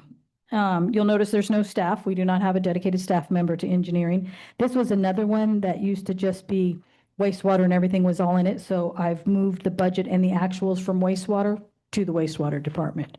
So this is just the engineering, that's everything but that. So we had the engineer that we had dedicated 60,000, only 59 in the actuals, because most of the engineering we had last year was for wastewater. So most of that got moved to wastewater. But we will have engineering coming up. We're doing this pedestrian crossing with Caltrans. Anything that's, if we're going to do a parking plan or anything at Howard Park, that engineering would go into this area. Or actually, you could put I would actually suggest putting the engineering in Howard Park, so we know that's truly what Howard Park costs. Okay, comments on engineering? Anyone? And for me, I just want to mention it was a good move changing the wastewater. I'm so happy with wastewater. I can't wait Yeah. till we get there. Yeah, you've been wanting that for a while. I have. Okay. So do you guys have any changes? So you'll notice, if we'd had engineering for Howard Park, do you want to see that in the Howard Park budget, or do you want to see it in the engineering department? I think you put it where you spent it. Okay. Put I it like in that. Howard, I think. Yep. I'm just one vote though. Everybody. Well, I agree? agree. I agree. Everybody? The rest of you? Yeah, I agree. You Yeah. got to charge the departments. Yeah, I agree. We hadn't done that in the past. It was kind of lumped into services. So I like that. Okay, this one is a bear. This has been my most difficult one. Wish Zach was here so I could harass him. Public Works. Public Works in the past, and even last year, was combined with wastewater. So, and it was separate for the parks, some of it, and then you would get down to wastewater, and tertiary were glommed together. So it was very hard to pull out information for wastewater. So I had suggested we make a wastewater department and get them completely out of Public Works. The only thing that stays in Public Works, if you look across here, you'll see there's a 311 account and a 3131 account, and they're not for very much money. They still have to support wastewater. They'll go out on calls, or they'll have to go spray, the weeds or something. So I left a little bit of staff. It's not very much money. But I left it in the Public Works because it's as their Public Works job and not as a wastewater job. So I left that in there. So and you'll notice when you get down to the expenses, there's nothing for wastewater because I moved it all. You'll notice in their employee services, they had also a couple of vacancies for their salaries. So they were under budget and salaries by 131,000. They had one leave, one not filled until the half of the year. So they were actually under budget in that part. And then if you go to their expenses, we're actually for the facilities and maintenance part was over by 175. And then if you go into the capital, and this is they were over. So their total budget was over budget for Park and Recs. And a lot of that has to do, there was things that are approved by council, but didn't have a budget amendment. So I can't put it into the budget if there's no budget amendment. So those expenses came through council and got approved, but they don't have a budget amendment to go with it. And if you noticed in the Public Works revenue, you'll notice there was the one, actually, it was the Howard Park revenue, the AWA grant, we received that, and the CDCR payment. So those were reflected in the revenue. So moving forward, with Park and Recs, one of the items, I have a list here.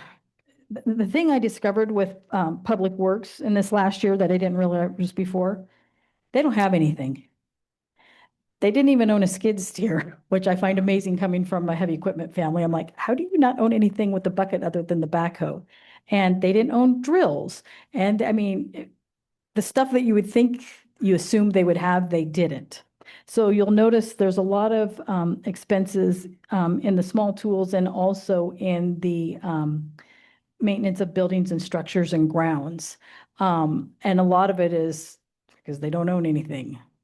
It's so my goal. So one of the things that they were looking at is, let me see, they had made a request for, I don't have it, for a couple items for the capital outlay other than building, and it's usually mostly equipment that they need.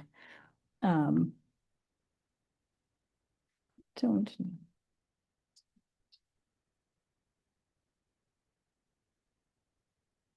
And so right now we have them at capital equipment for Public Works is on page 2, and for a total of 326. One is for equipment and the other is for other than building. Because they don't really do anything on their building. Everything is for the ground. And part of that, let's see. Part of that is going to be for Train Depot, and then we had, you'll notice, Dominic, we have a new account also. If you look at the third one over, we have the 111 account, which is general fund. Then we have the 211, which is gas tax. And we were told, I think a couple years ago, we need to separate the gas tax from the SB1 funds. So we actually did that this year. We created a new fund, which is that 2121, which is the third one over. And that's the project that Debbie's working on, and also we have ACTC that we have approval from, so that's all in the Public Works budget. So you have the SB1 projects and the train depot. And then we have some Weber Geo engineering and a little bit for Picnic Hill for final things that need to be finished off, or soccer, like the sand. They've been doing the sand spreading for soccer and baseball and any kind of touch up they need. So Howard Park is everything but the arena. The arena is, we also have separate, you'll notice it's that 4511 account. Or 4311, sorry, is the arena. 4511 is Howard Park. So we finally have those separated. Howard Park was a new one we added last year also, because it was all kind of clumped together. Okay, council comments? I'm sure that's a technical term. I have none. I just got a quick one. Why don't you break up AWA and PG&E for Howard Park, every other park? I'd like to keep an eye on the water bill, as you know. Is that too much work? I would have to just create two new accounts for every fund that, instead of utility, I've always captured it as utilities. I would just have to. But it is both though, water and power? Those are together. Okay. Yeah, utilities includes those two. So if you guys wanted to split it up, it would require every fund to have two new accounts, and we'd stop using the utility, which is the historical, and you would start with the water and power. Or I might be easier, I could give you a vendor printout of everything paid to Yeah, that 'cause- 4511 account. All right, because I can see that in the warrants too. I noticed that in the warrants today that you used to list out raw water account, and that one's gone. Did you see that in the warrants? So there was, That doesn't always come at the same time. okay, So it's probably just not, just hasn't hit yet. yeah. So every once in a while, it comes separately. I'm not sure why. Thanks. But we still do have that count. We did cancel account at a cancel line out at Howard Park, which I was quite excited about. I think I might have mentioned to it before. We found a line, we had everybody test it, we had Kenny test it. Nobody could figure out what it was for, is over 5. So we're saving $6,000 a year just by getting rid of that line, because I don't know what it was to when it's been there forever. So that neighbor calls and has no water. Yeah. All right, is your next one citywide services? Yes. Okay, so this one was a weird one last year. So this year I've gone through, and the things that I would like to move to citywide services, we had a lot of things for the last, since 22, I think, that were getting split out in a whole bunch of different areas. And so I'm suggesting this year, if you look at the totals, what I'm suggesting this year is actually to move like the payroll processing fees and the audits and the insurance to this budget. So it's easier for you to see citywide what we're doing, as opposed to piecing it out in percentages all over. That's up to you guys. You might like to see the percentages in each department. It gets very large when you start entering them. Those are the worksheets I talked about we've been working on, getting updated to the right accounts. So that's why you'll see there's such a difference, because some of the stuff, like mostly the insurance, was all moved to here as opposed to last year. And the payroll processing. Council comments about her? I mean, I think you should put an asterisk in there to explain why it's doubled. I don't really care how you do it, but it just needs to be done, consistently Yeah. from here on out. Otherwise, you look at it and go, wow, that was what happened. One big. Well, my thought of doing it this way was you could find out exactly how much payroll processing costs as opposed to going to looking at everybody's budget and adding it together. Is why I chose that. Any comments on the left side here? No, I agree with Dominic, though. Make sure you've marked it so that they know that it's, I love when you guys agree. that we switched. I agree also. Okay. All right, everything else about it looks fine? Not really. I hate the insurance number, but I do too, but. Um. Okay. All right, is your next one wastewater? It is indeed. Oh, that makes me so happy. So this one is probably my one I'm most happy about. I'm just thrilled. Look at how thrilled the crowd is. Yeah, like they could care. So this used to be, they were put together, so it was just a generic wastewater tertiary, and they were included in the public works budget. So it made the public works budget look huge. So I created a wastewater department, but within that department, I split out tertiary from wastewater because it is very important that we keep those separate. And that's something we've struggled with in the past. So if you start with the wastewater account, so all those actuals that have been spread out through all those different departments are now here. So you'll get an idea. So this is the first time we can really see, oh, what were we really spending without having to go count through all those accounts? Or you could run the fund. The good news is wastewater is its own fund. It's the 311 account. So the good news is you could run that revenue to expense report and it's all in one spot there. So now you'll have it in that report and here in one spot. So I'm excited. Anyhow, last year we didn't have anything for the iBank and annual fee. That's, I don't know, just never gets on the budget. So I added it because we have to pay it. And you'll notice they were over from what they were budgeted, which is surprising to me we weren't over more since it wasn't a really good breakout. And then we have the capital outlay. The capital outlay is a lot of different items. Some of them had budget amendments. Some of them were part of the Title 22 that said, yes, we need to get it done. So that's where you, and that's mostly on tertiary, not in the capital for the plant. So my question is, do you have anything regarding the wastewater treatment ponds? So we've been very clear with Justin and all our vendors to start calling it the wastewater treatment ponds or the tertiary plant, because wastewater treatment plant does not tell us which one it is. They both treat wastewater. So we have ponds and tertiary. This is for the wastewater treatment ponds. Just for fun, can we call it like the wastewater fishing hole? Just to see what's going on? Not unless you. All right, I guess not. The crowd says no. I just want to see if anyone is awake out there. Like, Yeah. So this is for the ponds, the first one. I think you should call it secondary wastewater because it's more than the ponds. And then call the other one tertiary. But I don't really care. Okay. But I mean, too late. We've already named it. it used to be called Cow Rip, the other one. Cow Rip, yeah, COW. Recreation facility, yeah. Yeah, but it's been tertiary for years in the budget. Right. And then I added ponds to water treatment because that's how all our vendors know it. They know, we'll literally call them, did you deliver to the ponds? So you Is it didn't, for the tertiary? yeah, so we don't fix any sewer pipes in this one because it's only ponds. No, this is the wastewater treatment pond. So this is the collection system. You can see down on. Right. That's what I'm saying. If you just have ponds on there, it looks like it's just the ponds. So you want me to call it sewer treatment? Secondary sewer. Whatever. Doesn't matter. I'll come up with something. I'll think on that. But if you look at your collection system, that is one of your biggest expenses. Is that collection system for your wastewater. And I talked to Justin about it. You'll notice it's about halfway down account 6193 for 65,112 is what we exceeded the budget. And that's due to our old pipes, and that's always an emergency. It's never like, but they've done a bunch of work on it with ABC and cleaned out a bunch of lines. So Justin actually came in and met with me on this budget. So that's why he's dropped it. Even though we spent 100, he thinks we can get it done for 70 next year.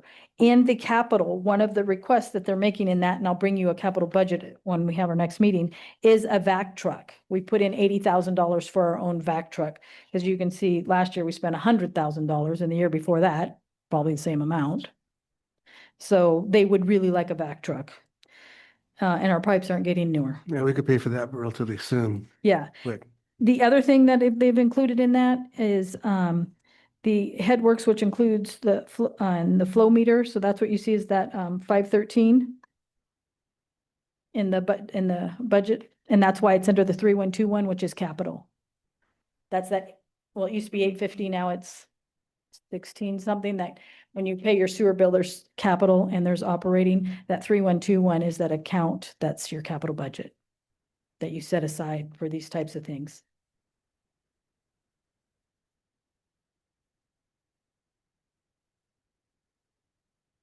Are you ready for some feedback? Yeah. Any comments? Good. Good. I'm good. Councilman Atlan? Oh. We're good there? We're good. So now we're on to tertiary, which I'm really hoping this one comes out the way it says it's going to come out. Okay, so tertiary, you'll notice the biggest difference there is we didn't do as bad on the actual what we budgeted and what's remaining in the budget. We went over by $11,000, but considering everything that we worked on, I'm quite happy with that. I have it higher for coming up, and we also have some capital in that one, and I believe that one is for the headworks. For the tertiary, which still says Cal Riff for you, Mr. Atlan. Which I always find funny because everybody calls it like 3 different things. So we're trying to get all names everywhere with our vendors and the invoices on the budget, so we all know what we're talking about.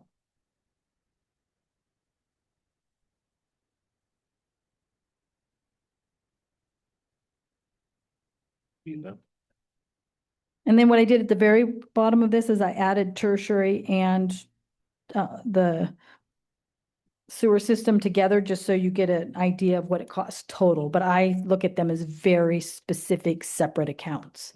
But I did give you the total number of them together, which is how they used to be last year, well, every year. Okay. Council comments? Nope. So good. Okay, the last one is the Lighting and Landscape District, and you'll notice I gave you this one, and then underneath it, it says CFD bonds. The only reason I have this on here is to show you these account numbers. This was in the past where there was some confusion, and they were using those accounts for expenses. That is just for the bonds. So I basically put a note, those cannot be used for the CFD. They're 2 completely separate things, which we got straightened last year. I just want to make sure. This will drop off, the CFD bonds is going to drop off of this budget. I just wanted to make sure before I dropped it off, you guys remember from last year why there's nothing in it. So that's when a person pays out, we hold the bonds. That's not our money, and when they pay it off, the bank just sends the money. So the only thing we get to charge towards those bonds, and this is something I brought up, Jane and Larry Bain had talked about, is there's we pay about $20,000 in admin fees to DTA when they help with the CFDs and the bonds, and that is reimbursable from that bond account, which hasn't happened in years. So we'll get to go back, we just got to do the work, and get that reimbursement. So it should be a couple $100,000 that we can do our back billing. So the lighting and landscaping, the one thing that I wanted to bring up is if they notice there's some miscommunication from the meeting last night where it came out that I said that nothing can be done because there's no money, so you're not getting anything. I didn't say that. I said the account's $71,000 in the hole. But if you notice, there's a budget here of $15,000. You can increase it. We have about 20,000. This is the first time that what we bring in and what we're looking at paying, you can make headway to reduce that $70,000, but that's up to you. You can choose to spend every dime of it and add another 20,000 to fix the front. You can, that's up to you guys, how you want to spend it. So, but this is the first year we're actually covering the expenses with the revenue. So that's a good news. And you'll notice what we're doing, it didn't happen last year, but this year, under the utilities, we've already separated those out, and we've actually for the first time gone through all of the PG&E builds, and Jacqueline has contacted PG&E. We have an address for all of our street lights, so we know which ones get charged to the CFD and which ones don't, and it's not just, oh, I think this road is this one, or a percentage. It's the specific things. So that's a really good number. We know that one. Maintenance of building and grounds. That's going to be anytime you guys fix anything. And then for professional services, you notice we didn't have anything last year. That's going to be Simmons Landscaping. So there was nothing in it before. It was put up into maintenance of structures ground, and I moved it to professional services. So they're three distinct. You don't have to try to piece out. You'll know exactly what you spent on your maintenance, what you spent on your utilities, and what you spent for the gardener. So that's why you see three, and last year there was only two.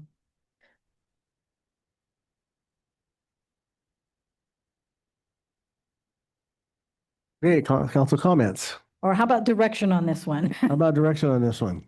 Fixed front. Utilities.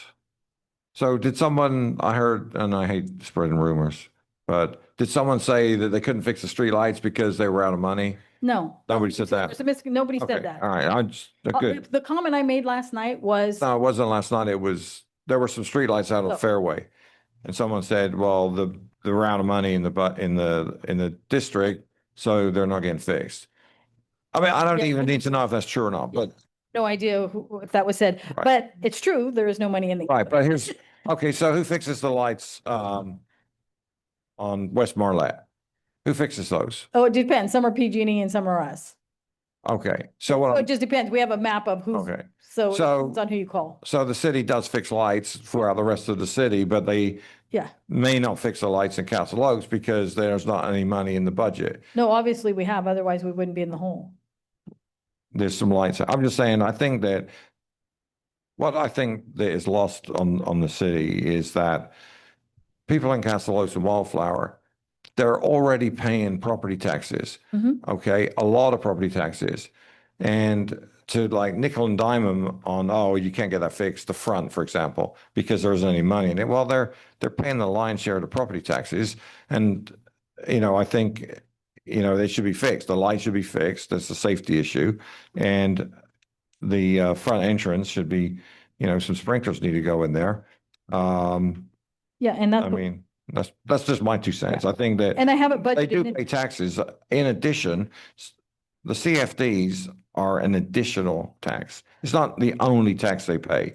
Right. They're paying for the police and fire already. Right. And then they get to pay another, they're lucky, they get a bonus. They For the gotta lighting pay- and landscape. They gotta pay some more. Yeah, and the So- lighting and landscape is the one that is in deficit, and budgeted the 15,000 here. You guys can increase that budget. The thing about this one, you still have room without it coming from the general fund.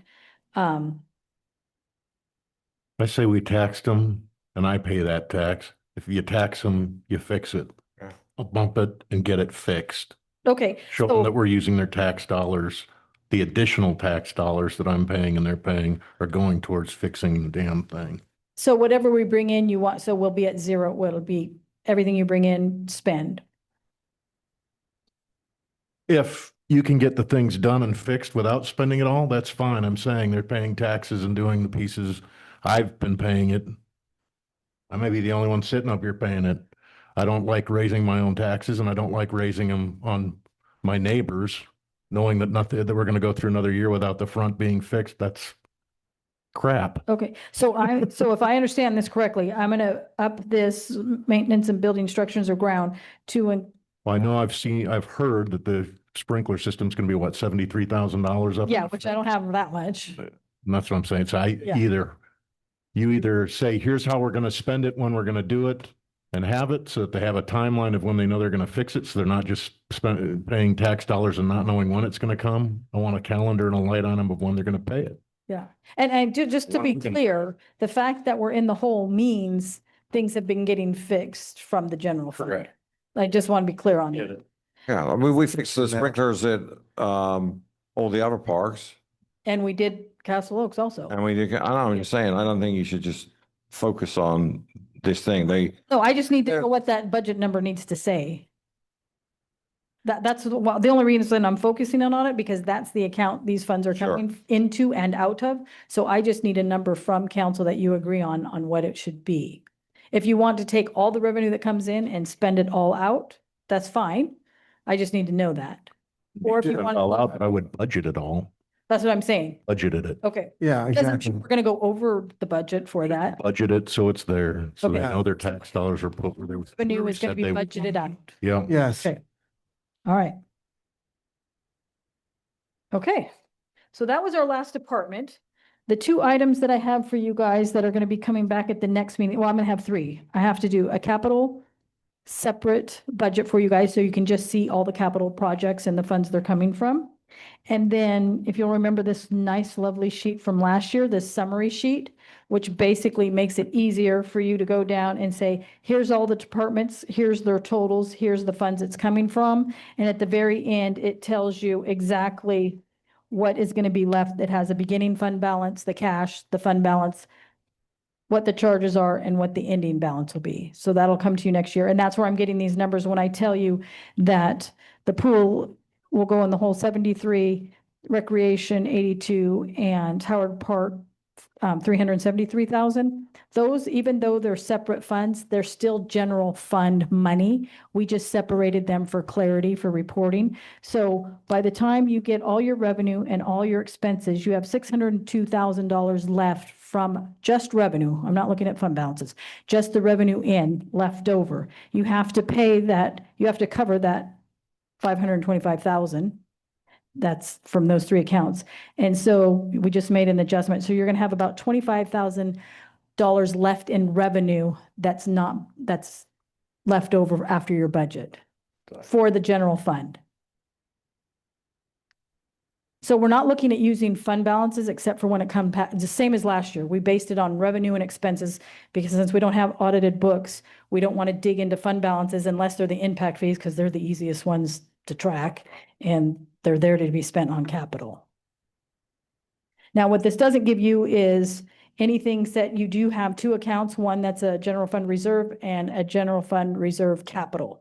That's not putting anything, it didn't put anything into it last year either. Don't forget to pay down the interfund loans. So I'm glad you brought that up. So the interfund loans, I'll also be bringing that to you because there's a whole lot of digging we need to do into the interfund loans. As you know, you sent me some information. And even Larry Bain in his 23-24 audit had me go back to the 2000 and 2001 audit to verify that a transfer had been made. And one of the things I keep coming up against is this police and fire loan that keeps going back and forth. And so in the research I've done so far, what we've ended up with, it looks like police had a piece of property, or fire had a piece of property out at Castle Oaks. No, they didn't. Okay. So The this city had a 6-acre parcel at Castle Oaks. for the fire department. No, it was designated civic use.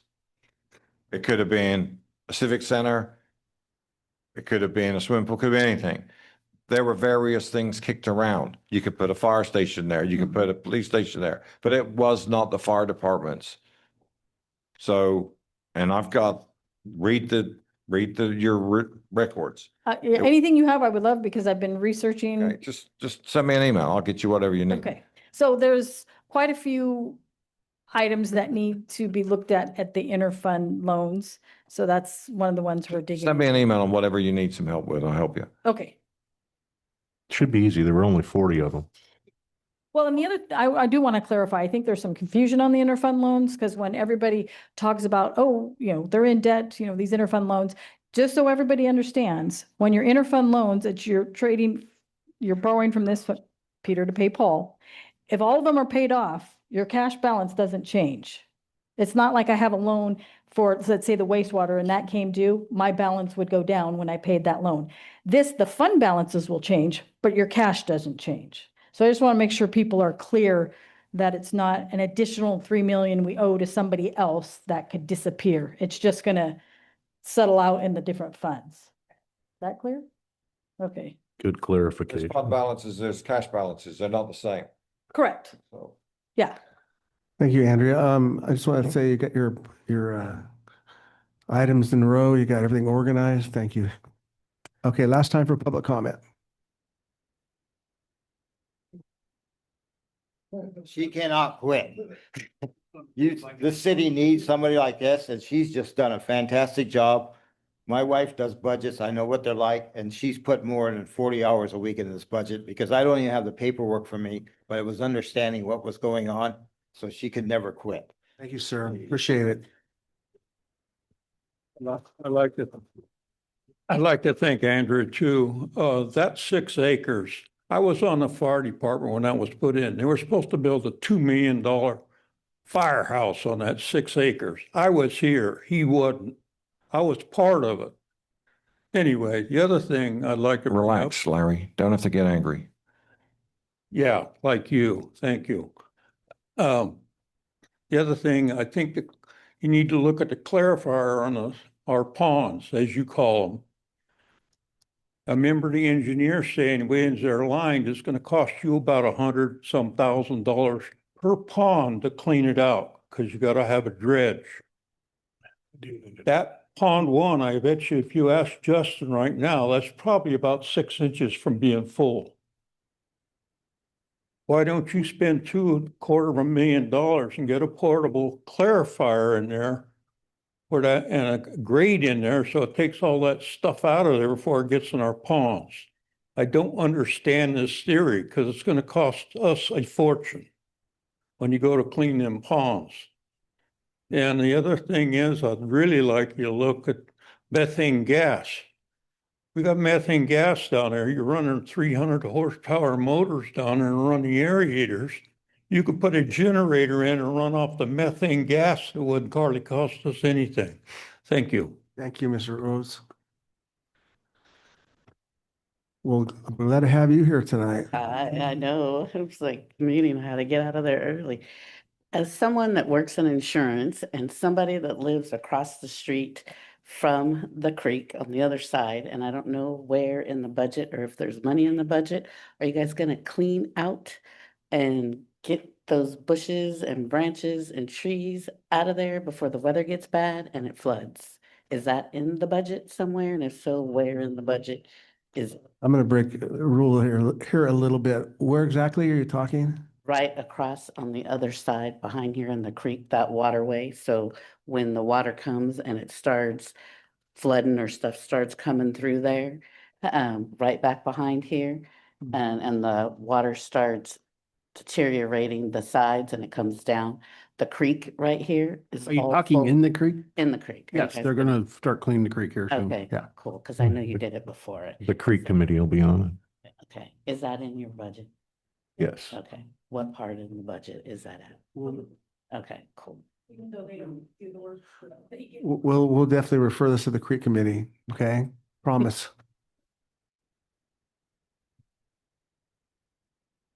Thank you.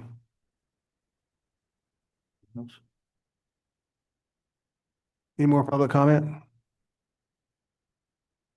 Okay, we'll close public comment. Right. We're going to believe we got Mr. Vrinsky, you still there? Hello. Yes, barely. Put the drink down. That wine glass down. Right, all right.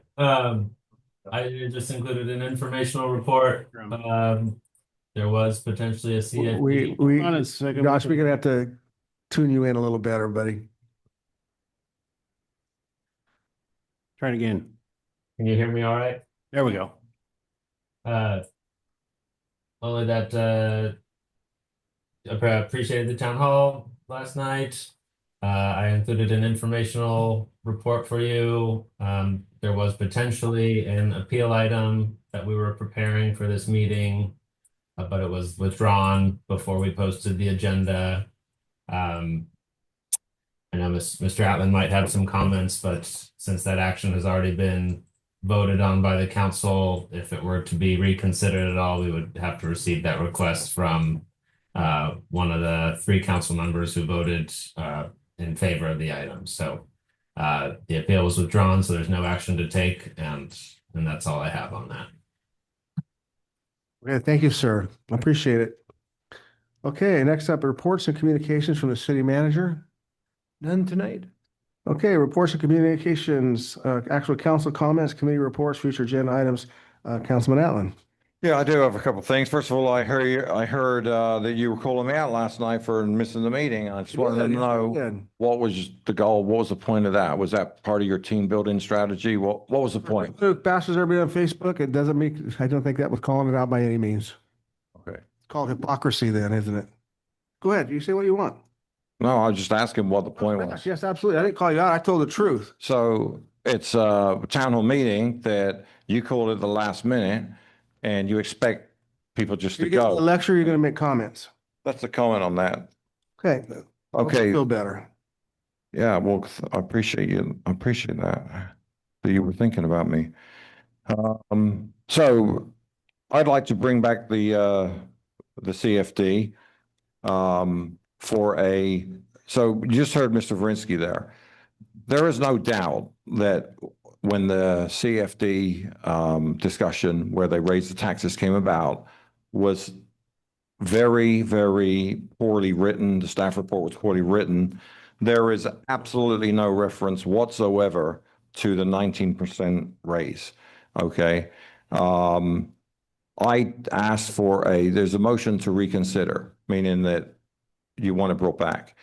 Now, I'm the one that told Mr. Verinsky the rules because there was a time where someone brought something back on a motion to reconsider. They weren't allowed to do that, but he let them do it anyway. And I said to Mr. Verinsky, hey, I know I'm not technically allowed to bring this back for a motion to reconsider because I was on the, losing side, but you did it for, I don't want to say who it was, because I can't remember, it was somebody over there, and I don't want to say if I get it wrong. But I said, you broke the rules once, why didn't you break them for me? Of course, I knew Mr. Verinsky would not break the rules for me. As he just said, someone else is going to have to do it. But there is also a motion to revisit, not reconsider, because if you have new information, that's a revisit. And I made that motion as well. And of course, no response from the staff until just now. I would like that brought back. I would like it written down that it's a 19% increase, that it's being backdated, everything else. And I want and the council, they can vote it back in or they cannot vote it back in. It's entirely up to them. But I would like it brought back because everybody here, even the angry mayor, thought that they were only putting it up 4%. And it wasn't until I got a hold of the bond attorney that it became clear that it was 19%. The other thing is I asked the bond attorney a couple of questions and I just got reprimanded for now talking to the bond attorney, and I have to go for George and Andrea, which is like, fine, they can answer the questions. But I'm going to tell you, I paid $25,000 in CFDs when I bought my house. Okay. So I think I'm entitled to speak to the bond attorney, when I needed to speak to the bond attorney for clarification. So I would like that item brought back for a revisit. I would like the staff report to state exactly what is going on. I would like it to say that it's going up 19% or 12%. There's a couple of people that are paying 2 CFDs, which I didn't even know about. So there's all these different CFDs, and some people are actually paying 2. So the 1050 or the 850 prior to the raise is not the highest payment anymore. There are actually people paying 2 of them. So I wanted some explanations, some clarifications. I'm hoping that the council, as much as they dislike me, will bring back this for a revisit. It wouldn't take long. They can vote it in, but at least it will be clear what they're voting in. I got it. So that's all I Okay. got. Thank you. Okay, should we go ahead and vote on this now? Yeah. I mean, I vote. Well, I'm asking for, He's asking for. I'm asking for a future agenda item, revisit of the CFDs. Go ahead. I personally, I'm not for that. I mean, that's, of course not. How the other two? When are you going to vote yes on something, sir? Okay. If I can comment, I think Andrea can really, really explain. The increases were not 19%. They were not 19%. If you read the staff report, it was not 19%. Andrea, if you can explain that, please. Just give Andrea a moment to explain. Andrea, would you explain it to him? Please? So if, on the June 6th, I think the confusion is from the applied tax rate and the maximum tax rate. So when you have, since the CFD's been going, every year, the applied tax rate is what we charge on the tax roll. And so the maximum tax rate continues to go up every year. So in 2021, it was 857. In 21, 22, it was 874. In 2022, 23, it was 909. Anyhow, it continued to go. The rate as of today, 26, 27 is the 1,023.78. If you look at the agenda item on June 16th agenda and you see the printouts that came from Shane Morgan that were part of the staff report, it gives you, it's right here. It gives you your option A and your option B. It looks like this, if anybody's looking for the June 16th staff report. And on the very top one where it says fiscal year 25, 26 breakdown, if you look at the CFD for the 373 we're talking about, it lists $993.60, which correlates to the fees that it was in 25, 26. So I understand it's a big increase for those, but their rate has been frozen for 6 years. So what happened is the rate that we applied to them was $857. The next year, the maximum tax rate was $874. The city chose to apply $857. They froze it for 5 years. So then it went up to $909. The city applied $857. It went up to $945. The city continued to not increase their fee. So now you get to 2026 and the city said, okay, we're not going to freeze it anymore. That means you're paying the 26, 27 fee, Okay, not hold on a the second. 21, 22 fee. So who decided they were going to freeze it anymore? Because we didn't have a discussion. We didn't say, Options. we didn't say, no, I'm talking about beforehand. Okay, this is why I would like it brought back so we can, talk about it at a more appropriate time. But who said that I want you to look at this, we're getting low on our budget, go back and it's, look, from 850 to a 1050, I'm just going to tell you something. It's not 4%, George. It's just not. Okay. Based on Okay, come on. It's per year. It's based on the 25, 26, And, okay? and the That council, was what it was Okay. called for, 25, 26. 26. Never in the staff report did it say 19%. It's not 19%. You're reading it wrong. I believe the appeal wouldn't have been withdrawn tonight, frankly, if it was correct. So let's keep that in mind. The appeal was withdrawn by the person who put it in, and it was withdrawn. So he would be here tonight pleading the same thing Dominic's attempting to do. And so we're going to move on. Thank you. Okay. I'm saying this is the information that comes every year. I want to comment also, since I do want to say this, I'm not for what he's wanting to do, but I am for parity, and we will work towards parity. I'm not the one who froze them for several years like previous councils did, or this council here didn't do. We didn't freeze them. yes, they did. Now, Yes, you are, no, did. that's- And so did Chad Mitchell. Let me So tell be truthful when you speak.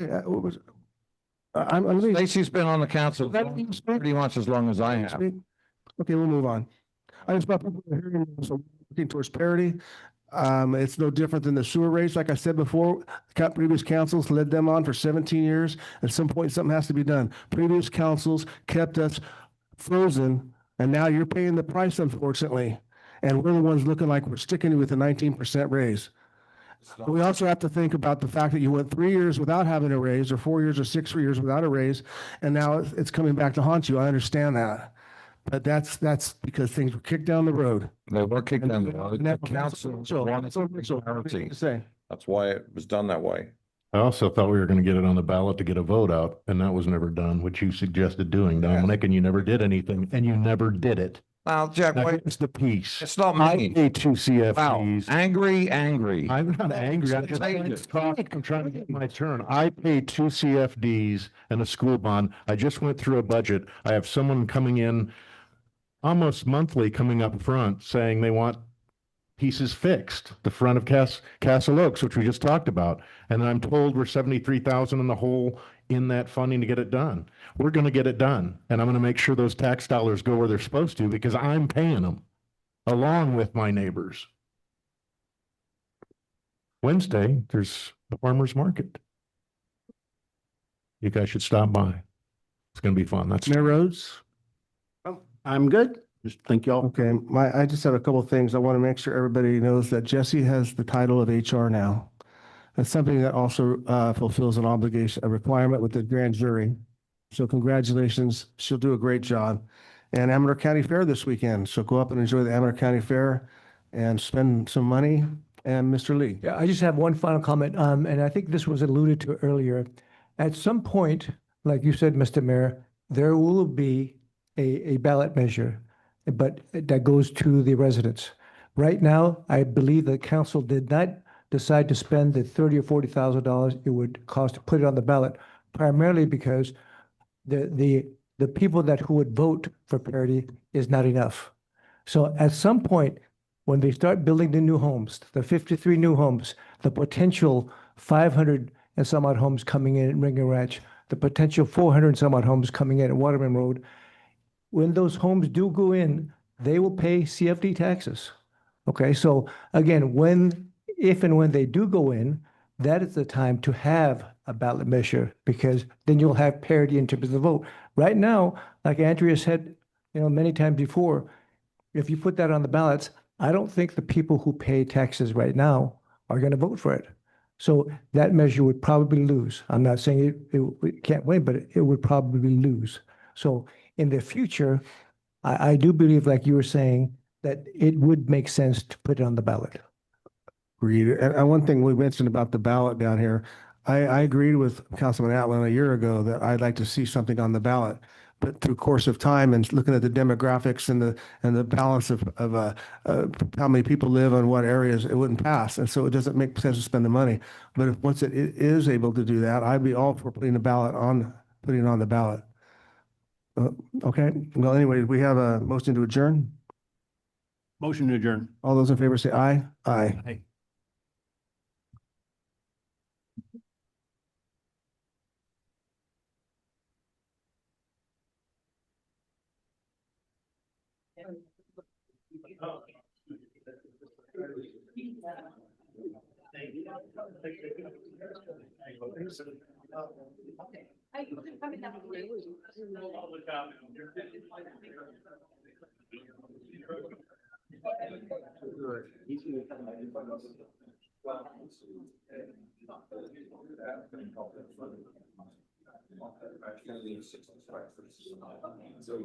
Oh, I'm so tired. I spent the day in hospital, so I'm, oh, shit. But that's why someone else put that. I don't want it. Well, and I think that's where the. Because what I think is that it's never.